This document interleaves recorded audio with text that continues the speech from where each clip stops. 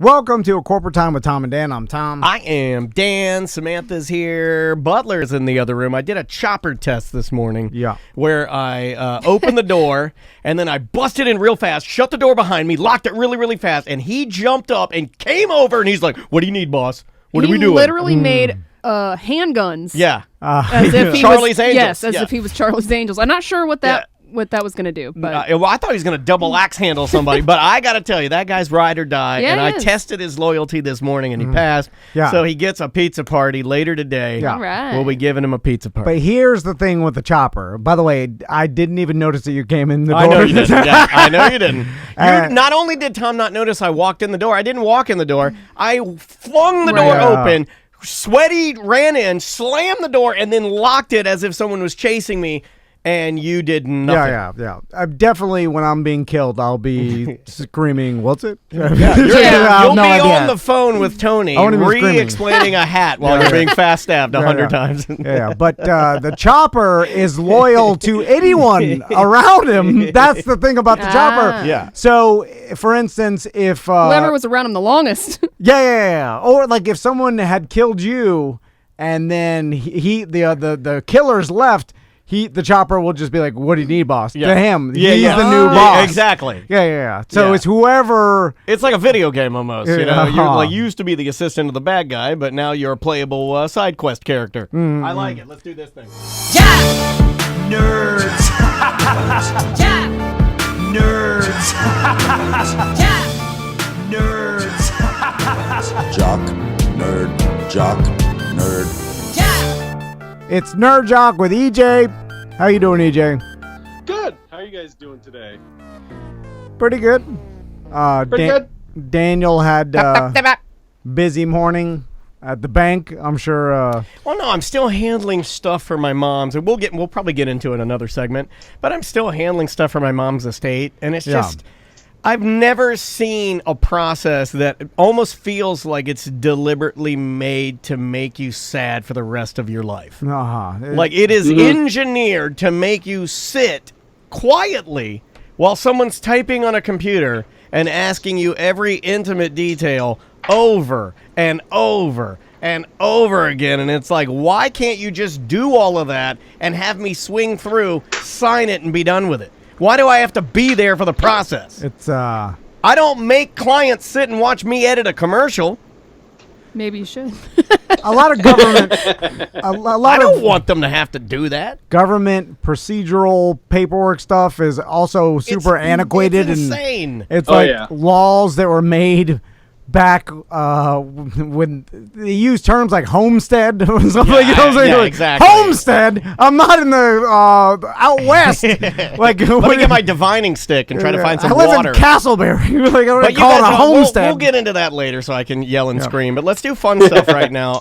Let's do fun stuff. I like sports and I like games, and let's talk about both. Well, we got to start off with. Let's start off with something really cool. Let's talk about DeAndre Hopkins' catch for the Arizona Cardinals. I've watched that against video. the Buffalo. I've watched that video. How amazing is that play? Well, I think it's just like everybody involved is amazing. You know, I think Kyle Murray throwing on the run from 50 yards out at 50-yard least. line. And then he's thrown into triple coverage, and DeAndre Hopkins still comes up with it in the end zone for the win the game at the end of the game. And it's it's a chance, right? And there's an element of luck here, I would imagine. But at the same time, there's also a huge element of mega skill, and the whole the Jordan glove thing. Did you see all of that? No. Oh yeah, how much it's like advertising for the Jordan brand is worth like was it like $1 million for just the how many times they've replayed it since that on Sunday? Just the tiny flash of his Air Jordan gloves is worth just from being replayed constantly, and the tiny it's not much is worth $1 million. Is that what they said? Yeah, and then I became obsessed with how many products the Jordan logo has on it. And by the way, the fact that it's infiltrating every sport is rad. I love it. I think in EPL, I want to say was it Manchester United that did the Jumpman kits? I think so. I know Michigan in college football is Jumpman. I just think that's so cool, man. I don't know. I think when you do stuff like that, you elevate yourself to a level that's beyond other teams. You don't look stuffy, you look cool. EJ. I wish Miami would have done it instead of Adidas. Yeah, I agreed. Have you heard like Sean McDermott is getting a bunch of criticism because people are saying why didn't you put out a tight end or some tall big guy for a big player to play safety to stop it? Yeah. Well, that's sometimes put in the game, but the thing is, it's really hard to determine that. Well, and usually they don't play defense, so they're not used to playing the deep secondary. So I'd rather have someone who plays it every down be back there instead of just some lengthy white guy that could knock the ball down maybe as a volleyball player. Well, I mean, I guess you run the risk of Kyler Murray scrambling, and then all of a sudden you got a Gronkowski scenario where you're like, oh, they're not throwing the Hail Mary. He has to tackle him, yeah. And he misses the tackle completely and get embarrassed. But it's still like when you got someone like Hopkins out there, it's like, man. I always forget about him until he does something super amazing that makes it look well, that's easy. The best trade. Like the Cardinals getting him from the Texans and giving up was David Johnson. Yes, that was the best trade of the year so far. It looks like. Giving Kyle Murray someone to throw to is huge for him. And he also doesn't seem like he's missed a beat at all. It's just like, he just switched teams. There he goes. I feel bad for the Houston Texans because, man, they've made horrible decisions. You've seen all the memes, have you? And I know they've, fired their coach, and he was their GM too. And this is about the owner was like, "Whoa, buddy, because now, you are losing horribly." And you're going to give the Miami Dolphins your first-round draft pick. So every game, I'm rooting against Houston every single game because the more they lose, the better off for the Dolphins. The Dolphins are going to have an unbelievable first-round pick. So it's like they don't even have an excuse to lose. Like people are like, oh, well, they could tank and no, they can't get a pick next year. They traded it off to the Dolphins. Like they've made horrible decisions. Bad. Yeah. And then I'm sure every time they see Hopkins catch a Hail Mary pass, they're like, "Well, there it is." I mean, if he's just gonna, if he's just gonna catch passes, that's okay, right? But if he's gonna catch those kind of passes, oh my lord! It's the worst possible scenario when you trade your best player and he's doing just as good or better on a different team. You're like, "Oh, but he could have been doing that for us." There he goes. Highlight. It's your ex-girlfriend hooking up with a really attractive guy. Yeah. I'm like, who's Andrea dating now? John Cena. What else we got? Okay, go from one DeAndre to the other. Remember that story I told you about the guys that supposedly robbed the poker game? DeAndre Dunbar? Yeah, Remember he was the draft pick for the Giants, and he didn't even get on the field, and they let him go because of the whole accusation that he was a robber. Yeah, and I think if I remember correctly, I felt sorry for him because it sounds like a dumb move. It's like you had the world, you got drafted to the NFL. I mean, that's such a rarity, and then you just had to go and do something dumb. Well, here's the thing. The problem is the attorney for the victims got arrested for extortion. Surprisingly, this was an extortion scheme to get money out of Dunbar. Surprisingly? And yeah, so he didn't do any of this stuff, and the lawyer, this William Dean character, was the lawyer for the supposed victims, and it's known that if you give him money, he'll do anything. So basically, he was extorting Dunbar. So he got arrested for that. So he didn't, Dunbar didn't do anything. So extorting Dunbar sounds like a movie about Tom's life. This summer. Extorting Dunbar, one man's gambling problem, and his podcasting friends. When do you see the sequel, Dunbar Drop? Drop him out of an airplane? What? Well, that's weird. Dumb and Dunbar. So, this guy didn't do anything at all, or he was loosely involved? He was at the poker game, and they just figured they could get money at him because he was a first-round draft pick, and they're like, hey, let's just extort this guy and say he robbed us. Well, that makes my dum-dum... I mean, I still hold fast. Oh, he's dumb for going to the game, for sure. Yeah, dumb. Yeah. But the problem is, it's not cool to extort the guy just because you know he has money. Yeah. So, okay, let me ask you this. I mean, extortion is just not cool no matter what. In general, yeah. I mean... So, okay, it's illegal to gamble. Personally, with over a certain amount of money, I think, right? Like, so I mean, you should know that. You should know the gambling law Yeah. at this point. I mean, I mean, for honestly, our I don't. benefit- I know you don't. I really don't. You For should, but you our don't. benefit, you should know that. It's like when I get on the boat and you're the captain, you should know which, aft and forward. And It's like, Orange County you could drink, Seminole County you can't. yeah. It's like drinking on your boat laws. Since they change, it's all like willy nilly. It's like, can you drink on your boat? No, but technically everybody does. That's so. So with the gambling, so if you have a home poker game, and we have been asking this question for 12 years. If you have, I think so, yeah. And I think that wasn't the answer like it's illegal, but the cops will not prosecute you for it unless something happens at the game. Yeah. So like, Like a German man shows a wiener picture on his cell phone? Yeah, something like that. Yeah, it's just one of those added charges they'll add on to stuff. So there's nobody in the history of Florida have ever been busted for Back in the day. Like a home poker game between a bunch of fat dads Well, if and it got $100 too big, right? Yeah, like I think that's the thing. I think it's the value of what you're betting. Because they're thinking that as the value grows, then the implied danger could grow.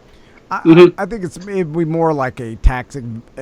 Well, who cares about evasion that? thing. Well, I don't think. Well, there's no danger. I'm worried about somebody having a fake leg shotgun, and It's not the movies. yeah, or I've seen that in movies, and then they rest it on the desk. They blow your head off. So say a bunch of rich guys, or like a possible money laundering situation where you're gambling to wash the money That's kind of thing. probably it. Well, It's that's a whole different crime. Like, just say a bunch Yeah, I of know. doctors in Winter Park want to get together They do that. and play a home game. Guaranteed they do that. $1,000 a buy-in, and there's technically $10,000 in the pot, They do but that. it's just 10 rich dudes.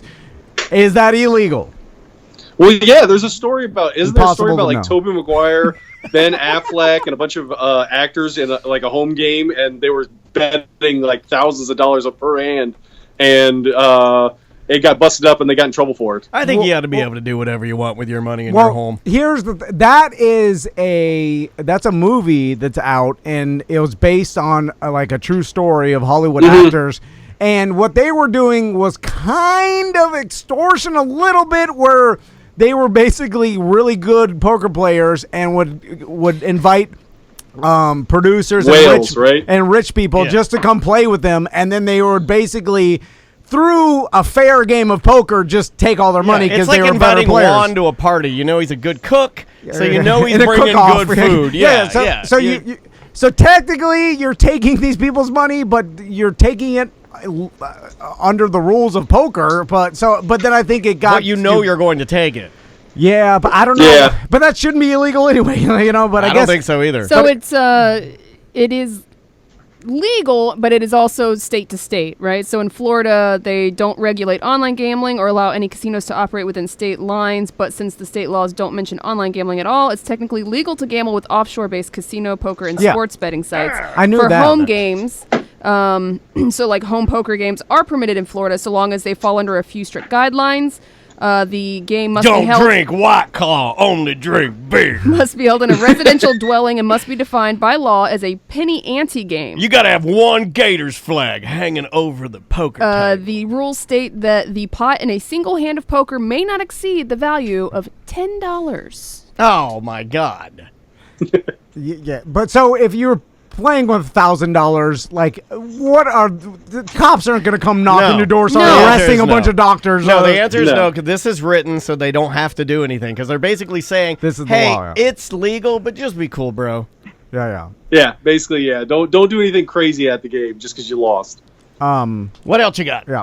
Okay, the next story I got is, did you guys watch the Masters this weekend? Because it was on for a weird time of the year. Yeah, I watched a little bit of it. I did. No. I do like having. It's funny, and this kind of goes back to my childhood. I am a fan of Sundays, cooler weather, windows and doors open, golf on the TV. Yeah. I don't know why I like it. I can do it with golf, NASCAR, and football is the big one. Football I love, man. Yeah. There's nothing that gets me in a better mood than windows, doors open, football on the TV. But I'll go with NASCAR or golf. I like watching golf when there's not other sports on, though. Because it was during the football games. That's what messed up. Like the CBS didn't show the early game because of the Masters on. But my favorite thing to do is watch the fails after, like watching bad shots, like Tiger Woods hitting like 10 strokes on a par 3.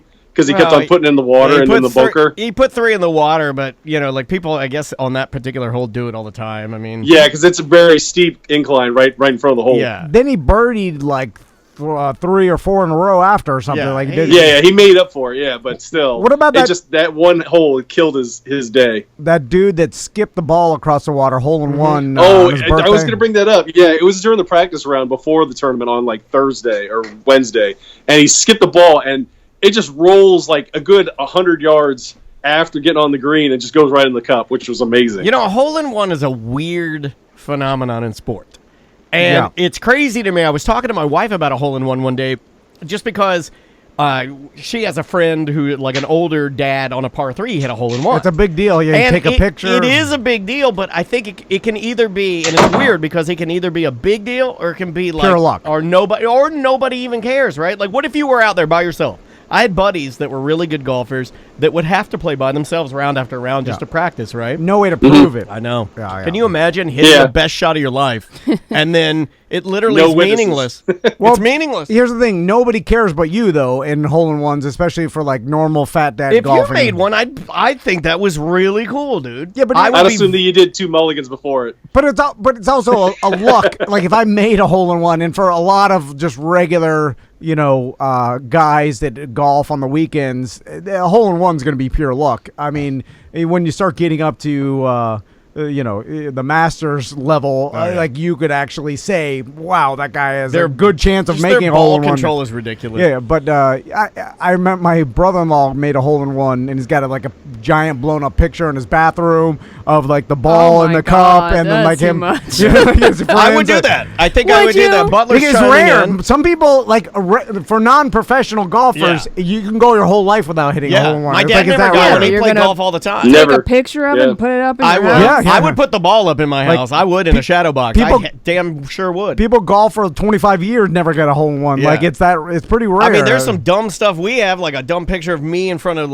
when we worked for Orlando City, and it's 200,000 people, and I'm like, I'm saving that. I know it's kind of stupid, but that's crazy. Yeah, that'll never happen again. We all don't accomplish that much. We gotta hold on to something. Yeah, I gotta take this away from me. Every morning I wake up, I take a picture of myself. I'm like, there it is. That's good. Look at it this way, what EJ is doing right now is the biggest accomplishment of the past 10 years of his life. We gave him that. Yeah. We are your hole-in-one, man. It was getting a national championship ring, which he just sat on the bench for anyway, and then this. That's it. 1 yard. So if he got a hole-in-one, that would definitely be blown up. Well, more people know your name because of this, and this isn't even good compared to what you did with football, and that wasn't even good. Oh, yeah. So the best of your bads is this. Yeah.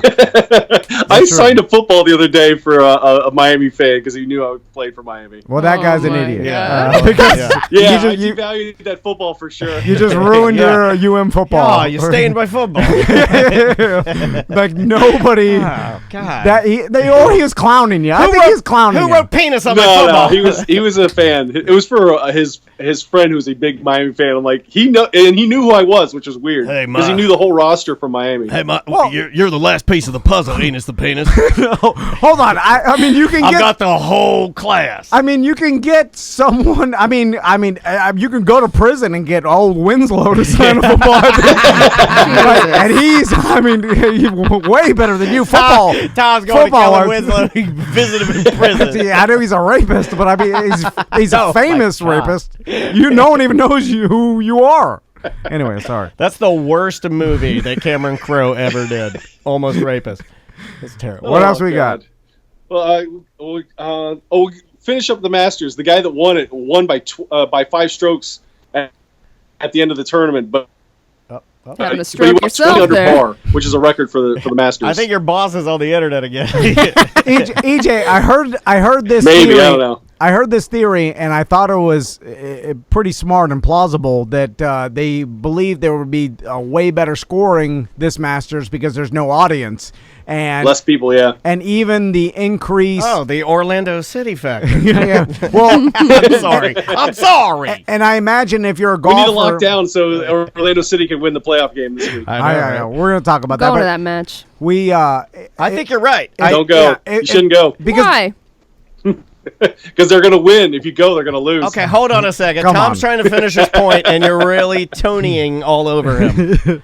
I'm just saying if there's nobody on the course, like the sight lines would be better, like less pressure, I guess, and like no one's I can imagine I that agree with you. just by that little percentage, you're going to have way better play. I mean, you can gauge your, surroundings a little bit better, and it's probably more relaxed. You focus more, I'm sure. Yeah, you don't have to worry about those weirdos that right after you swing, they go, "Hey!" Yeah. What is that? It's guys. It's not you guys. It's not women. Sometimes it is when you guys It's get heckling during sports. drinks in you, and the testosterone goes up into your boobies. There's some weird thing, like the people that travel around and watch golf are like Fat, rich white people. but they're also RVs. A weird subset of humans. Yeah, they got stupid money. They're like dog show people. I kind of equate it to like the guys that only watch NASCAR from the infield, like it's a community or something. Like the guys that go watch golf and then like travel around, they know all the little things and like this is their hobby. They also like the comedian Ron White a lot. I'm serious. I'm stereotyping, and I'm with allowed a cigar to. and whiskey in a cup with him the whole time. You're describing all of my relatives that are like, I drink Crown Royal with Diet Sprite Zero. What else we My got, name's AJ? WH. Oh, well, the last thing I got to talk about is the NBA draft is tomorrow, and it's going to be virtually done. So they're doing the virtual draft again for another sport for the NBA, and it's going to be at ESPN. So I don't feel like it's that much of a difference watching the virtual draft or Why the don't real they always draft. do it that way? I think they should always do it. It doesn't make any sense. Who needs to to have all a bunch be of there? Like, fans in the stands. But weird. I mean, like EJ and I watched the Roger Goodell one, and that was chef's kiss. yeah. It was a big steamy turd. I never understood the people that want to go live to the draft. It's like just so you can yell. You Yeah. You're a big the only fan. time It's all I about like it is people when the yelling. Jets I mean, make yeah, a pick. I hate to be mean, but when I've watched the draft, and they're like, and selection of the first round pick for the Pittsburgh Steelers is Tom Van, and then the whole crowd's like, and then they're like, yay! My favorite is when the Jets dumb. pick someone bad and they boo. That's the only reason why, because usually it's done in New York City and the Jets fans are there and the Giants fans are there, and they just ridicule every pick they make. Yeah, but also it's like, what are you doing? hold on. But also it's like, well, the person's not bad. Like he's alone. like the Jets are not a bunch of morons. Like, well, I mean, in the grand scheme of things, he's better maybe than you. He's an elite athlete playing in the highest level of football, and you're exactly. going to boo him, you big fat slob? Also, it's like this kid is just, it's not his fault he got drafted by the Jets. Yeah. It's like he just tried his hardest in college, and now you're booing him. Yeah, you're it's terrible. This is his dream. You're literally a 300-pound You're man with booing his diabetes. dream. You squeezed yourself into a Cowboys jersey, and now you're sitting in the rafters where you paid too much for the tickets, you're booing somebody who's probably better than you are. Yeah. Also, are you an NFL scout? No, you're a big fat slob. You don't know nothing. Just sit there nicely you and don't- enjoy the picks. Like, have you scouted this player for years and know? I mean, these guys know how they played in high school. Like, this is big, huge business. Like, you're just a big you're fat. just there for the party. You don't even care. You're a big fat bear slob, and you're like, boo! You don't even know. You have no idea. There's a team of scouts that have analyzed this player. They know better than you, big fat slob. Anyway, It's fun to scream. I still like them booing though. It makes me laugh It is funny. because the kid has to hold the jersey, but you're booing him. Taking the hat, with the hat on. So that's what we're missing. You know what? I'm back. Stand next to the nerd. Take your photo. I don't like this. I like the live draft. The big fat slobs booing the players. Let's take it one step further. Just give them tomatoes and water balloons. Let's just make it a free for all. Yeah.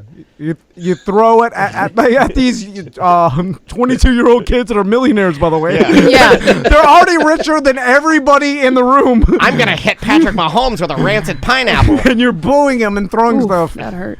Because of what? It's something you read in your local or something you don't even know. Your local AM radio guy said that's probably nuts. Well, you're probably just booing. You're probably just booing because your kids were driving you crazy that morning. You're just in a bad mood. All right, what do you got next? Okay, let's switch over to nerd stuff. Can you please turn down your meat slicer? Yes. Are you making subs Kendra's taking care of stuff. Are you making subs in the back today, or do they have you in the front?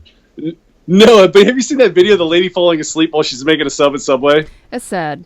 I hope It's sad. Is it Like, real? she's falling asleep. Yeah, while she's doing it. I think it's opioids. She's not. It's not good. falling asleep because she had a rough day Oh, yeah, at little the baby. mill. Yeah. She's on Oxycontin. I'm not on Oxycontin. I'm terrible. just very cozy right now with these pickles in my hands. And it's not called falling asleep. It's called passing out. It's actually called ODing. Yeah. You fall asleep. My sons fall asleep. Like this lady is passing out while she's standing from Oxycontin. But it feels good. Does it? Yeah, I I've bet. done it before. Yeah, it does.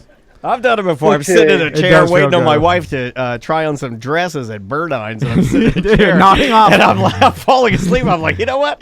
Wish I was at Subway right now. Well, let's go from one funny topic to another. Do you know what the 50th anniversary is of? I think it was a couple days ago. I mean, no, It's a good question, God. but it's kind of vague. You playing college football? Okay, well, it's No, that was 1970. 20 What years happened ago. in 1970? I have It's no a story idea. you guys love. It's a story you guys Oh. love for sure. Was it the Noah's Ark over the Niagara No, Falls? that was like the 20s. No, that was in the 20s. Oh, that's my favorite. If anybody brings that back, Oh, was it parasailing donkey? No, No. but it's a story you guys love. It's from Florence, Oregon. Remember when they blew up the whale that was Yes. dead on the beach? Yeah. I love the blowing It's up the the 50th whale. anniversary, and they remastered it in 4K, and Why? it is amazing. From now on, I'm gonna call Tom using our bathroom called "Blowing Up the Whale."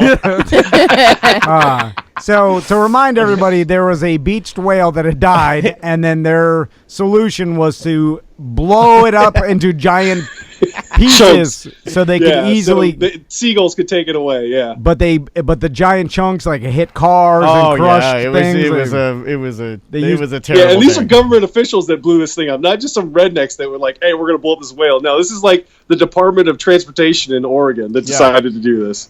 Where can I find this footage? It's on the internet. I think where I saw it was on the Nerdist website. If they remastered it in 4K. I'll track it down. What I'm wondering is how didn't they know that this wasn't going to totally incinerate or vaporize this whale? That they would just blow it into Because they're not explosives experts, you know? They're, Where'd they get the explosives from? Like the government, it's like the county, someone like. yes, they're like a dynamite Oh wow, I found fund. it. Yeah, it like. I'm sure, and then with even the amount they used had to been like they had to have gotten it from someone that dealt in this, like a mining company or something. I mean, weird that they even tried this. Thank you for calling Colonial Del Taco. This is EJ speaking. I found it. Do you want to do you want to yeah. see a bit of Yeah, this? yeah. Okay, here. I'm gonna put a little bit of this up for us. Here we go. This is the infamous whale blowing up clip. My favorite is the car at the end of I'm it. not getting any sound. All right, hold on here. I gotta do one little. I'm Paul Lindman. Yeah, Good reporter name. On the beach near Florence. It had been so long since a whale had washed up in Lane County, nobody could remember how to get rid of one. In selecting its battle plan, the Highway Division decided the carcass couldn't be buried because it might soon be uncovered. It couldn't be cut up and then buried because nobody wanted to cut it up. And it couldn't be burned. So dynamite it was, some 20 cases or a half ton of it. The hope was that the long-dead Pacific gray whale would be almost disintegrated by the blast, and that any small pieces still around after the explosion would be taken care of by seagulls and other scavengers. Indeed, the seagulls had been standing nearby all day. As everything was being made ready, we asked George Thornton, the highway engineer in charge of the project, for his final observations. Guy in a hard hat. Confident that it'll work. The only thing is, we're not sure just exactly how much explosives it'll take to disintegrate. See, they don't know anything. They don't know anything. Look behind him. There's a little kid kicking rocks. It was like an event. Like people were there, like like it was a party. Yeah, I don't think that kid should have been out there. No. I like his The explanation. highway department did this. His explanation is literally they don't know what's going to happen Right. and they don't know how much dynamite to use. Like he's like, Wait a I'm minute, confident. this is what you say. You go, I'm confident, but I don't know what'll happen. This is Tom. Tom is in charge of blowing up this Wait, whale. that's what you say about business ideas. You're like, I'm confident it'll work. I just don't know how it'll happen. yeah, but even how to make it happen. Yeah.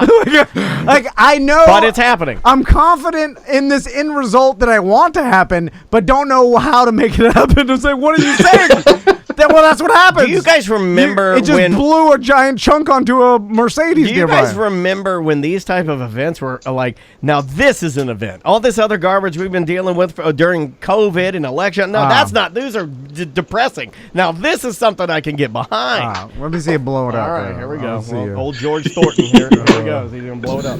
Things so the scavengers, seagulls, and crabs and whatnot can clean it up. Is there any chance it might be more than a one-day job? If there's any large chunks left, and we may have to do some other cleanup, possibly set another charge. The dynamite was buried primarily on the leeward side of the big mammal, so as most of the remains would be blown toward the sea. About 75 bystanders Hold on. who had first found the whale to be an object So they just of put the curiosity dynamite before on they the tired of its smell. My God. on the opposite seaside, so in hopes that they blow the whale out to sea. I freeze frame these old people sitting on the old shore. Look at them. Look how cute they are. They're like 30 yards from it. Like, Am I back far enough? I want to see the kablooey. let me see. Oh, my God. By the way, a military veteran with explosives training actually told them that they were using too much dynamite, and they did it anyway. I don't trust old men either. That Like, sounds very yeah. Tom Vanny. When the professional. No. Whenever What I'm do you doing, know, old man? I do stuff around here all the time, and then some old man will come up and get out of here, dumb old man. I'm the new guy. I know what I'm doing. Yeah. Your time is come and gone. Also, when any professional in Yeah. any field tells me their opinion, I'm like, I disregard it. Yeah, maybe in immediately. your day you did it that way, but it's the future now. This is Tom Van jumping over 8 Hummers. Okay, here is a little more. We're About a moved minute back left. a quarter of a mile away. The sand dunes there were covered with spectators and landlubber newsmen, shortly to become land blubber Landlubber. newsmen. Oh, that was The a good one. blasted blubber beyond all believable bounds. You know, it really doesn't look that different, does it? Okay, here's the big countdown. 10, 9, 8, 7, 6. I like those dotty numbers. 4, 3, 2. All get ready. Here's the thing, right? So what they also didn't take into account that they used way too much dynamite, but also that whale carcass had been there for a while, so the gases were building up in the fucking. Oh. God! I did it. In the carcass. No! Don't do that! Why'd you start chanting that? I can't even see the time. Everybody's up lightheaded. I'm so happy. I've never been this happy. I've never been this happy. Why are we happy? You know what? I'm looking right into the Why camera, are you and I'm doing going to put this to this me? on Instagram. I'm addressing Instagram right now. She does. She does mess up. She does. Yeah, It's yeah. not just me and him. That's awesome. Can I see the timestamp at least? Okay. Oh, you didn't see the tramp stamp. Yeah, I mean they were right in the fact that it kind of did vaporize it. But it blew some Too big much. yeah. chunks. I mean that was a lot. That is a lot of dynamite. Yeah, I imagine Where do you get that much dynamite? from the local I mine. cannot find where they got the dynamite. Yeah, I bet you they got it from like a buddy. Like, hey, my buddy's Joe. He owns a mine down the road. He's got all the dynamite. Yeah. Well, they used to do it for blowing blowing holes inside of mountains so they could do tunnels. That's usually what they use it for. I bet you, as soon as they blew it up, a guy goes, "Whoa!" he yelled, "Whoa!" Ass. Uh-oh. because he knew probably. He's like, "Wow, that was way more than I thought." You see one big piece on the left-hand side that's like coming out, and that makes me wonder because I'm looking at the piece and from this could have killed lots of people. It looks like it's teeny tiny, but it probably weighs 300 pounds. Yeah. Right. Oh, dude, if you they showed a smashed car that one of the chunks is like the size of a basketball that falls in this car. if you just drop a load of water like from a giant something from a height, it'll crush a car. Like that water. God. But like coming Got a all Bill down Nye over here. at once, like the weight. So that I mean, it could have killed lots of people just standing around. The weight of the carcass was estimated at 8 short tons. Did anybody get hurt? Oh yeah, people got hurt. I don't think anyone got killed. No. Man, that's a horrible way to go. How but did you it die? hit buildings, it hit cars, it hit people. Whale blubber. That's awesome. Well, EJ, we got time for one more story, one or two. You gotta go man. Okay, I have Darkwing Duck, Baby Yoda on SpaceX, Short Circuit remake, or Mad Madsen taking over for Johnny Depp. I think we gotta go Short Circuit remake. Yes. They're planning on doing a Short Circuit remake, but I don't know if they're going to do the brown face with Fisher Stevens this time, though. Well, I'm going to guess they won't. Yeah. How do they make a remake and say, hey, the original one had this in it? Why don't you make the robot? Are we going to make for the reboot? No, you make the robot go brown face this time. Wait, or copper face. Are they going to update the robot to something that's actually cool and not the hunk of ass that the original? I think it's supposed to be kind of Johnny 5 is awesome, no matter what you say. It's supposed to be a junk bot, I feel like. It's not a Chappie. I don't want a Chappie. I hate Chappie. Well, did you watch that? Yeah, it's terrible. Okay. You liked it? I never saw it. Oh, it's terrible. So I kind of want to get high and watch it, though. Oh, then you'll be fine, but it's a hunk of crap. Is this going to be based in the future or current time? Probably now. It'll probably be a drone more than anything. It'll probably be able to fly instead of just being on treads like the last one was. Drones. I forget sometimes that drones blend into robots. Are they going to give it a dumb robot face? That way we feel bad for the character and we have to humanize it. Right? Yeah, you have to anamorphize it. Yeah, for sure, to make it look like it's human and have emotions. Make it a girl. I feel like they're gonna make it like CGI. Make it a girl and then make the guy fall in love with it, but weird way. Like pedophile, like Evie and Wally, and then have the FBI kick his door down and put him in jail in the movie. There you go. He shows up with Mike's Hard Lemonade. Exactly. His claw. So what was that Johnny other story? 5 cannot get into hot tub. Tell us about SpaceX. Oh, SpaceX. Oh, they brought a Baby Yoda. That's what they said, Baby Yoda, instead of the child, which I know pissed off some people. They brought that as a zero-gravity instrument, because when it goes up in space, they wanted to see if it could float, and that's what they were using the Baby Yoda for. Stupid. They're trolling. Yeah. Yes, they were. No, they are. They're trolling. Well, they called it Baby Yoda because they know that real space Star Wars geeks will get all bent out of shape. Yep. Well, I hate the trolling. Why does everybody like arguing? It's exhausting. I don't think these NASA guys and the the astronaut guys are into any sci-fi or whatever. I think we want to categorize. I disagree. Hold on. My theory would be I don't want to categorize. I think the world would categorize them as nerds because you have to be. But they're tough nerds. But the astronaut, the astronaut, real men. Yeah, this is real nerd jocks. They're steady, unfeeling, emotionless. They'll punch you in the face if you ask them about the moon. They're computer humans. But they look like Andrea met an astronaut at some conference she went to, and she described him as. He seemed like a very tough grandpa. Very nice, very matter-of-fact, very logical, very kind, and good, nice person. But he wasn't there. He wasn't a comedian. He wasn't a cut-up. Yeah, he's not emotional. You can't be, because when things go down, you need to be a computer human. A rock. Yeah, you need to follow directions and then go through protocol. Yeah. And I don't think any of these guys have time for sci-fi or whatever. They just brought that because I think... And then ginormous IQ. That's what I think. I think someone from... if you're going to do a floating test, use the Baby Yoda, and that'll get more hits or people look at it. That's a marketing team. But yeah. Yeah. I disagree with you. I think a lot of them are into Star Trek. I would say 99% of them are probably loved Star Trek as kids. We gotta, you know what? You'd never disagree with us. I'm hanging up on it. What I'm talking about is kids. Yeah, I would assume they watch cartoons and did normal kids things. I'm talking about now. I don't. I think it's adults too.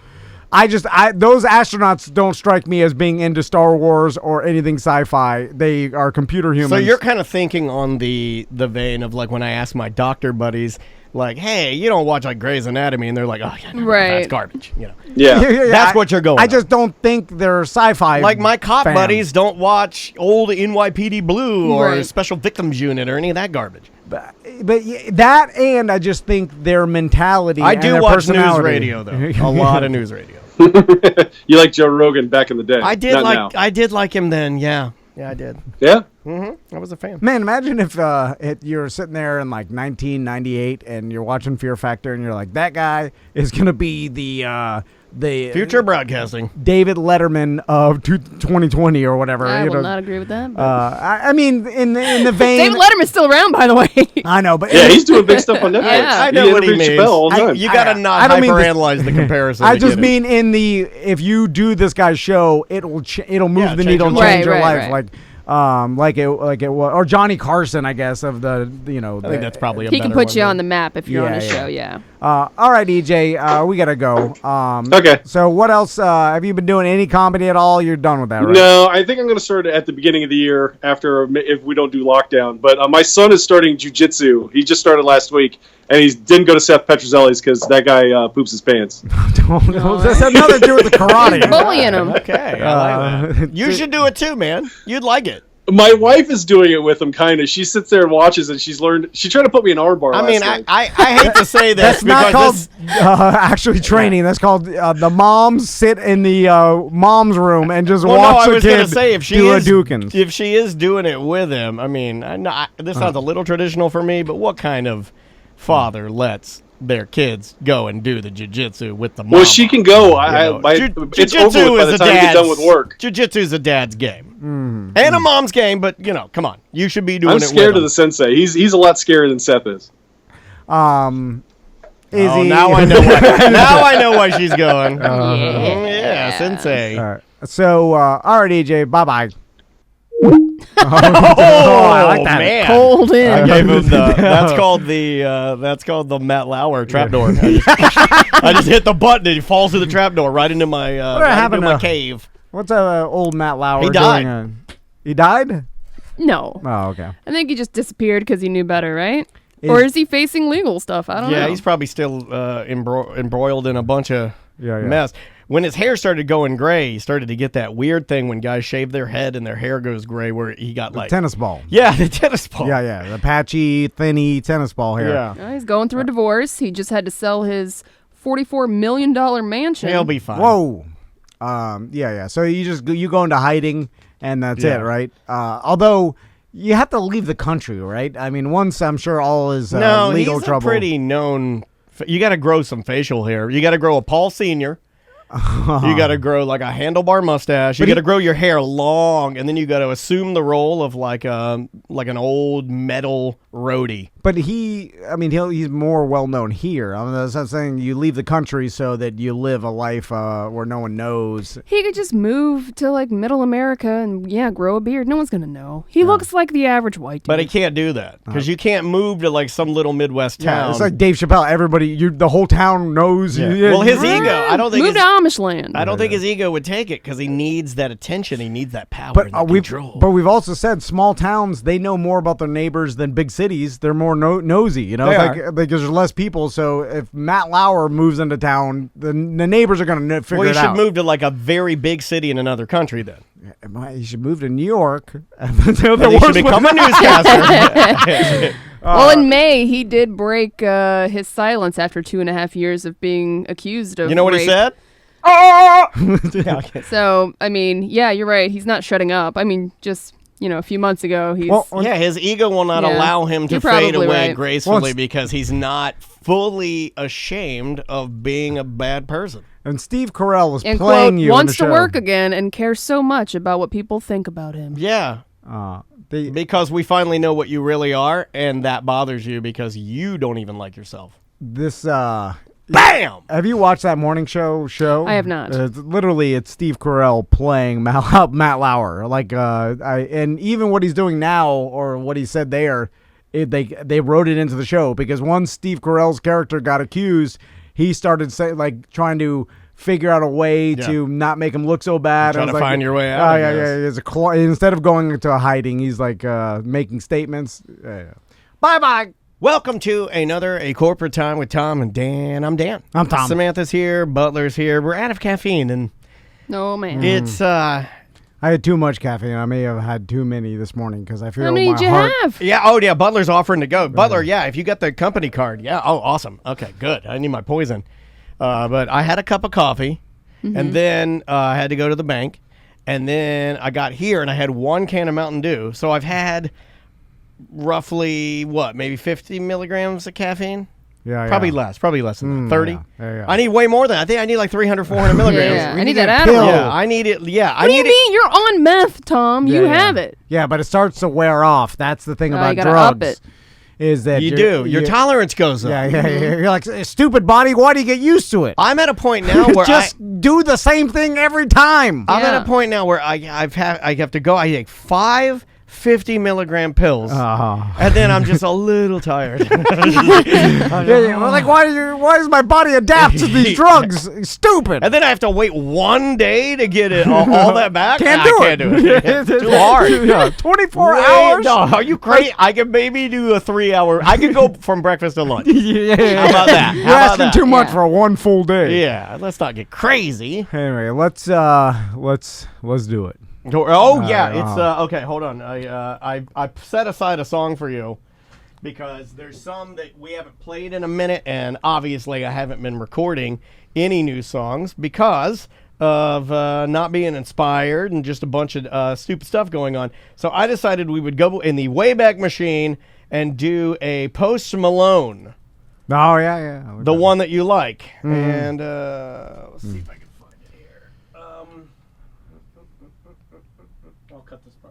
Sam, write down the time. 1:59. I wonder if Tony knows who Post Malone is. No.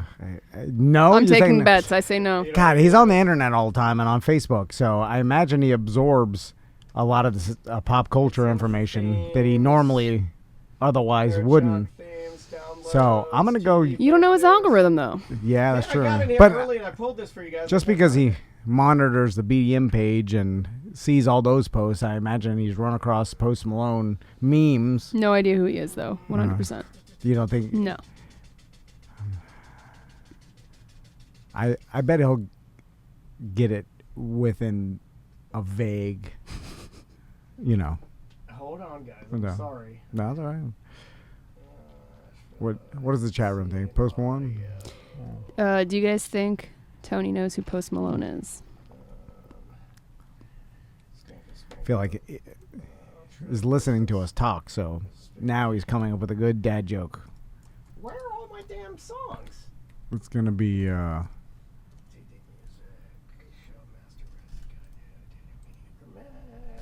right. They think he may know him from the Doritos commercial. All right. I don't know. Tony's pretty tech savvy. I bet he probably doesn't have a regular cable, right? He's got... I haven't put it down, so you can't answer any of your questions. Okay. Well, I just assume he's listening on Twitch. Yeah, he's probably listening to us. Is this it? No, that's not it. Well, we'll go with that one. All right.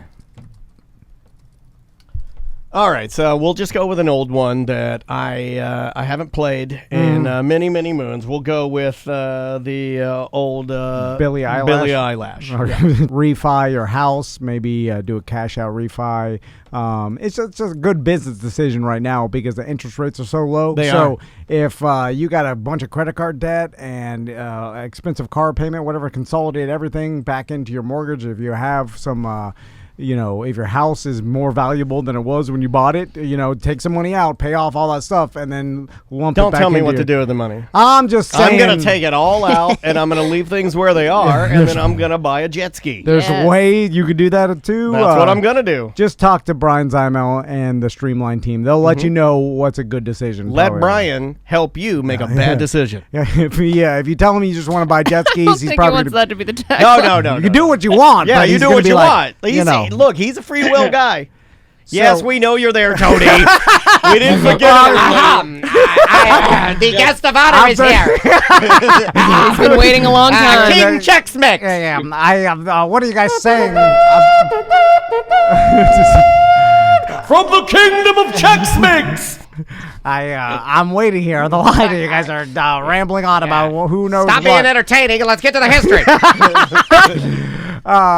So today's weird job, and we I don't know how many times we talked to Tony in the air. Like on ACT? I think, honestly, if I want to give you an accurate answer, I think we've only talked to Tony on the air maybe 5-6 times. Seriously. Yeah. One was a prank call. Yeah, he stays in the, one was a prank call. That got me. Yeah, I remember the prank call. So on the line with us right now, he's our social media manager. He's everybody's favorite pod grandpa. He helps us with events. He's pod paw. Tony, how long have you been helping us now and been with us at TV Media? Well, I think I started with Notes from the Hole with Daniel. Yeah. Long time ago. I don't even know what that is. It's a sex club that Tony and I used to run. So it's been a long time. We do a lot of tying and traditional scarf play. Tony Palmiotti is here. How you doing, Tony? I am doing great. How you guys doing? Everybody okay? Healthy? Yeah. Now, Tony, a little bit of COVID, not bad. And maybe to get these jokes, you're going to have to check out our Twitch feed. You can go to, get the Twitch app and go to Tom and Dan Live. Yeah, just if you're on Twitch, just search Tom and Dan Live, and also on YouTube, all replays. So I'm not joking. This is the first time I've seen Tony's face Ever? since the pandemic. No, well, he looks like he's lost weight. He looks good, and his beard is fuller than I remember. And anytime Tony comes by, he's wearing a mask, obviously for safety reasons. Deb and Tony do a lot for us, and they're extremely respectful. Number one of anything. But they're awesome people. You let your beard grow, Tony. I like it. Yeah, it's Santa Clausian. Yeah, I was about to say, Santa Claus. When you woke up in the morning, did you say to yourself, "What should I go with today? Just give me Cruise Santa Claus." Yeah, a little bit. Just give me I Found Gilligan. Just give me I Carved a Wooden Boy. Yeah, he is doing. He can't stop the top 5. He does look like you're very Geppetto-y today, Tony. Yeah, you are, and you're also dressed like you love the Detroit Lions. You look like old Matt Stafford. Look at him. So Tony, now you've had a bunch of jobs. We can start with the job you have with T&D Media, but I feel like it's the most unentertaining job of them all. Because and again, it could be a grid scenario with like, what do you do really? I don't know. We email a little bit. There's a lot of social media and a lot of I'm telling Tony like, see if we could put our Tom and Dan logo on a comb.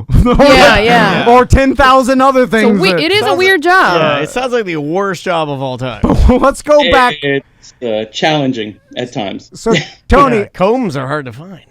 Let's go back to some of your previous jobs. Well, what about his first job? Yeah, what was your first job, Tony? Well, my first job was actually selling stereo equipment out of a burnt-out building.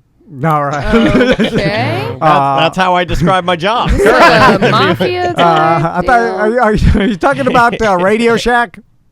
No. Well, even before that, I used to have a big stereo place near us in town, and where Crazy Gary Stereo. Hey, it's Paul me out of stereo. We'll give you the lowest price in the town. These stereos are red hot and they're burning my balls off. Come on down right now and get them, and I'll throw in free checks mix, and I'll show you Deb's butt.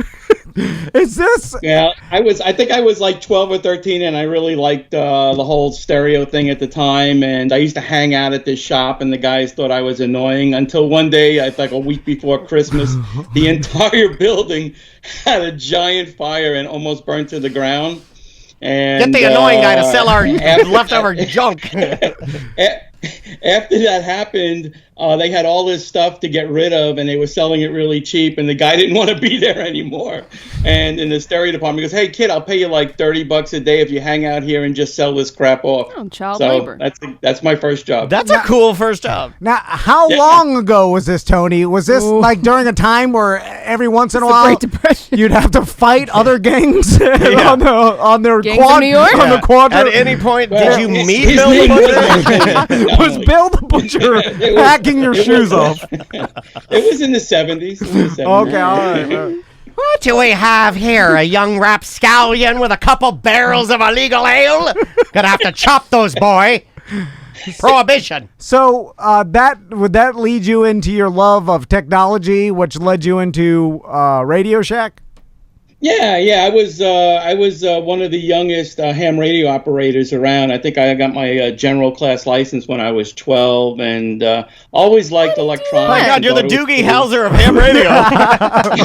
That's right. Oh. Yeah. Imagine if that had been the premise of the original show. I like it's young Tony Palmiotti at 12 talking to old. Because imagine the people on ham radio in the 70s. It's just old as hell, right?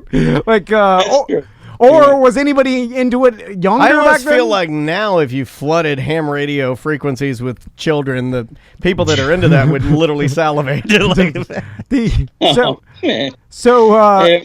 I mean, I just thought it was cool to be able to get on a two-way radio and talk to people in Germany like instantly. Amazing back then. I mean, for the time, it was pretty cool. So Yeah, of course. It's the iPhone At 12, it's super cool. of the time. How do you get that at 12?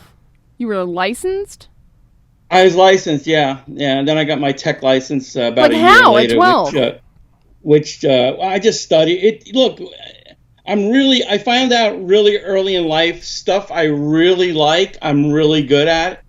Stuff I don't care for, I don't even, But is there a school for it? I just love how'd you doing acquire that the kind of license? stuff. Question, And Tony. God damn it. my dad and mom were cool, and they always helped me out in the finance department. So it was cool. It was a good time. Yeah, supportive parents will help anybody. You know? And this is in Brooklyn, New York?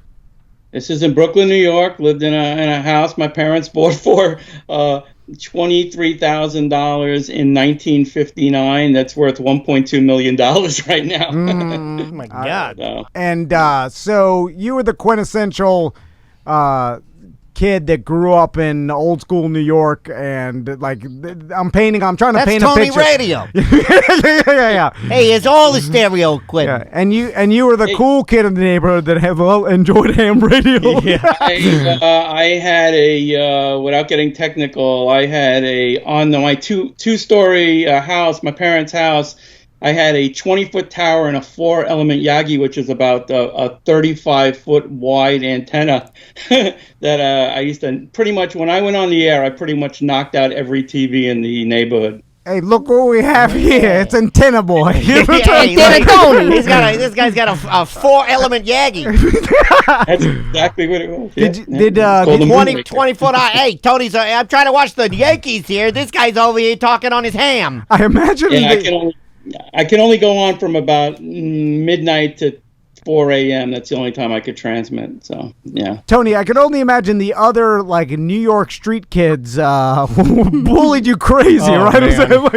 like they, when you're ham radio boy, they're playing they're playing baseball. I have and never got into a fight with a kid in my entire life. Because Never. you didn't have any friends. Well, I didn't say fighting you. I said Right, bullying you. bullying. There's a difference. I ran home. I ran home every day after school. So, Tony, let's talk about... That's the funniest thing you've ever said, Tony. Let's talk about Radio Shack. So what was your career at Radio Shack like? Can I speak on Radio Shack for just 1 second? It's the saddest I've ever been in podcasting is when I lost my Radio Shack. We bought so much podcasting equipment and little things to fix electronics at Radio Shack, and now with no Radio Shack, it makes me a sad boy. But anyway, how long did you work there? Well, I worked there for a couple of years. They threw me in a bunch of different locations, mostly in incredibly bad neighborhoods that got broken into every night. So it was a harrowing experience, although that's 3 of the 4 times I was held up were at Radio Shacks. So that gives you an idea of the areas that they put me in. So you've been held at gunpoint 3 times while working at Radio Shack. My God. Yeah, 4 times. Well, 4 times total, but 3 times there, yeah. And how long did you work there for? The 4th time was at Qdoba. Yeah, that was a different. It was a different place, but I worked there about 3 or 4 years total. All right. Oh, I thought it was longer. Once a year. It was like Christmas. Well, I ran a Circuit City for 10 years. Oh, okay. I miss Circuit City too, man. Showing my age. Oh, I forgot it was a Circuit City, not a radio. I was thinking Radio Shack was the one that you had to tenure. I started Radio Shack. I think most people that kind of like the stuff I like to do kind of start there, and then they realize what they're into and get out of it. You know why I was a sucker for Circuit City, and it's very simple. if people were to ask me, were you a Circuit City guy? And when Best Buy came in, I tried to resist Best Buy as much as humanly possible. I simply liked Circuit City. Ready? Wait for it. Just because the building looked like a giant plug that had been plugged into the earth. That's the only reason I liked it. I would be like, it's a plug building. I love it. CDs. And I'd pull in there and I'd spend money. Yeah. What does Best Buy look like? Walmart. It's a stupid tag. I moved up my ranks in Circuit City from just sales, and I finally was a store manager, the only store in Midtown Manhattan, actually the only store in Manhattan altogether, and we did 23 million in sales a year and that kind of stuff. So it was a pretty good store. So work your way up to the admiral of the GoPro division. That's right. Or electronics. Right. They didn't even have those back then. So it was VCRs. Yeah. I remember going with my dad. I honestly don't know where you went from Circuit City to in between that and the cruise job, and we're going to talk about what you do for cruise lines, but what'd you do before in between that? Okay, so working at Circuit City, once in a while they would send me up to CES, which is a consumer electronics show in Chicago. It's where they announce all the new equipment and stuff like that. We went to their expo, the one they did in Vegas. Oh, with the podcast awards around it? Yeah. Around the same time. It's amazing. Show and all that, and stay in a hotel and all that kind of stuff. And I love doing that. I did that for a couple of years, and I went up there once, and I met this guy, Will Wheaton, and he was pitching New Tech and the video toaster. So Daniel might remember that. I don't know. Well, he was pitching the video toaster. What is video that? Toaster was a all-in-one video TV production box computer. Kind of like an original all-in-one for. Well, I mean, it was professional grade, right, Tony? Right, it's like a Pro Tools of that year, kind of, but more like with video inputs, and you could do all the transitions and all that kind of stuff. So yeah. Okay, all right. And so what happened with him? So basically, what happened was I saw that and I fell in love with this thing, and it was at the time it was $4,600 just for this computer. And while I was at the convention, I believe it or not, I met this guy. I met Dick Van Dyke, and Dick Van Dyke. If you search him, he is an avid 3D builder, model builder at the time, many years ago, and we were in the dawn of 3D animation. Okay, and I wanted to get caught up in that, so I basically came home from CES and told Debbie, I said, "Hey Deb, I want to buy this computer," and she said, "No way in hell, you're not buying that." And I really didn't have the money to do it, and I do what I do best. I bothered her until she just buy it already. So I bought a computer. I learned 3D animation, and then I worked for two companies in Orlando that did 3D animation, including a couple of them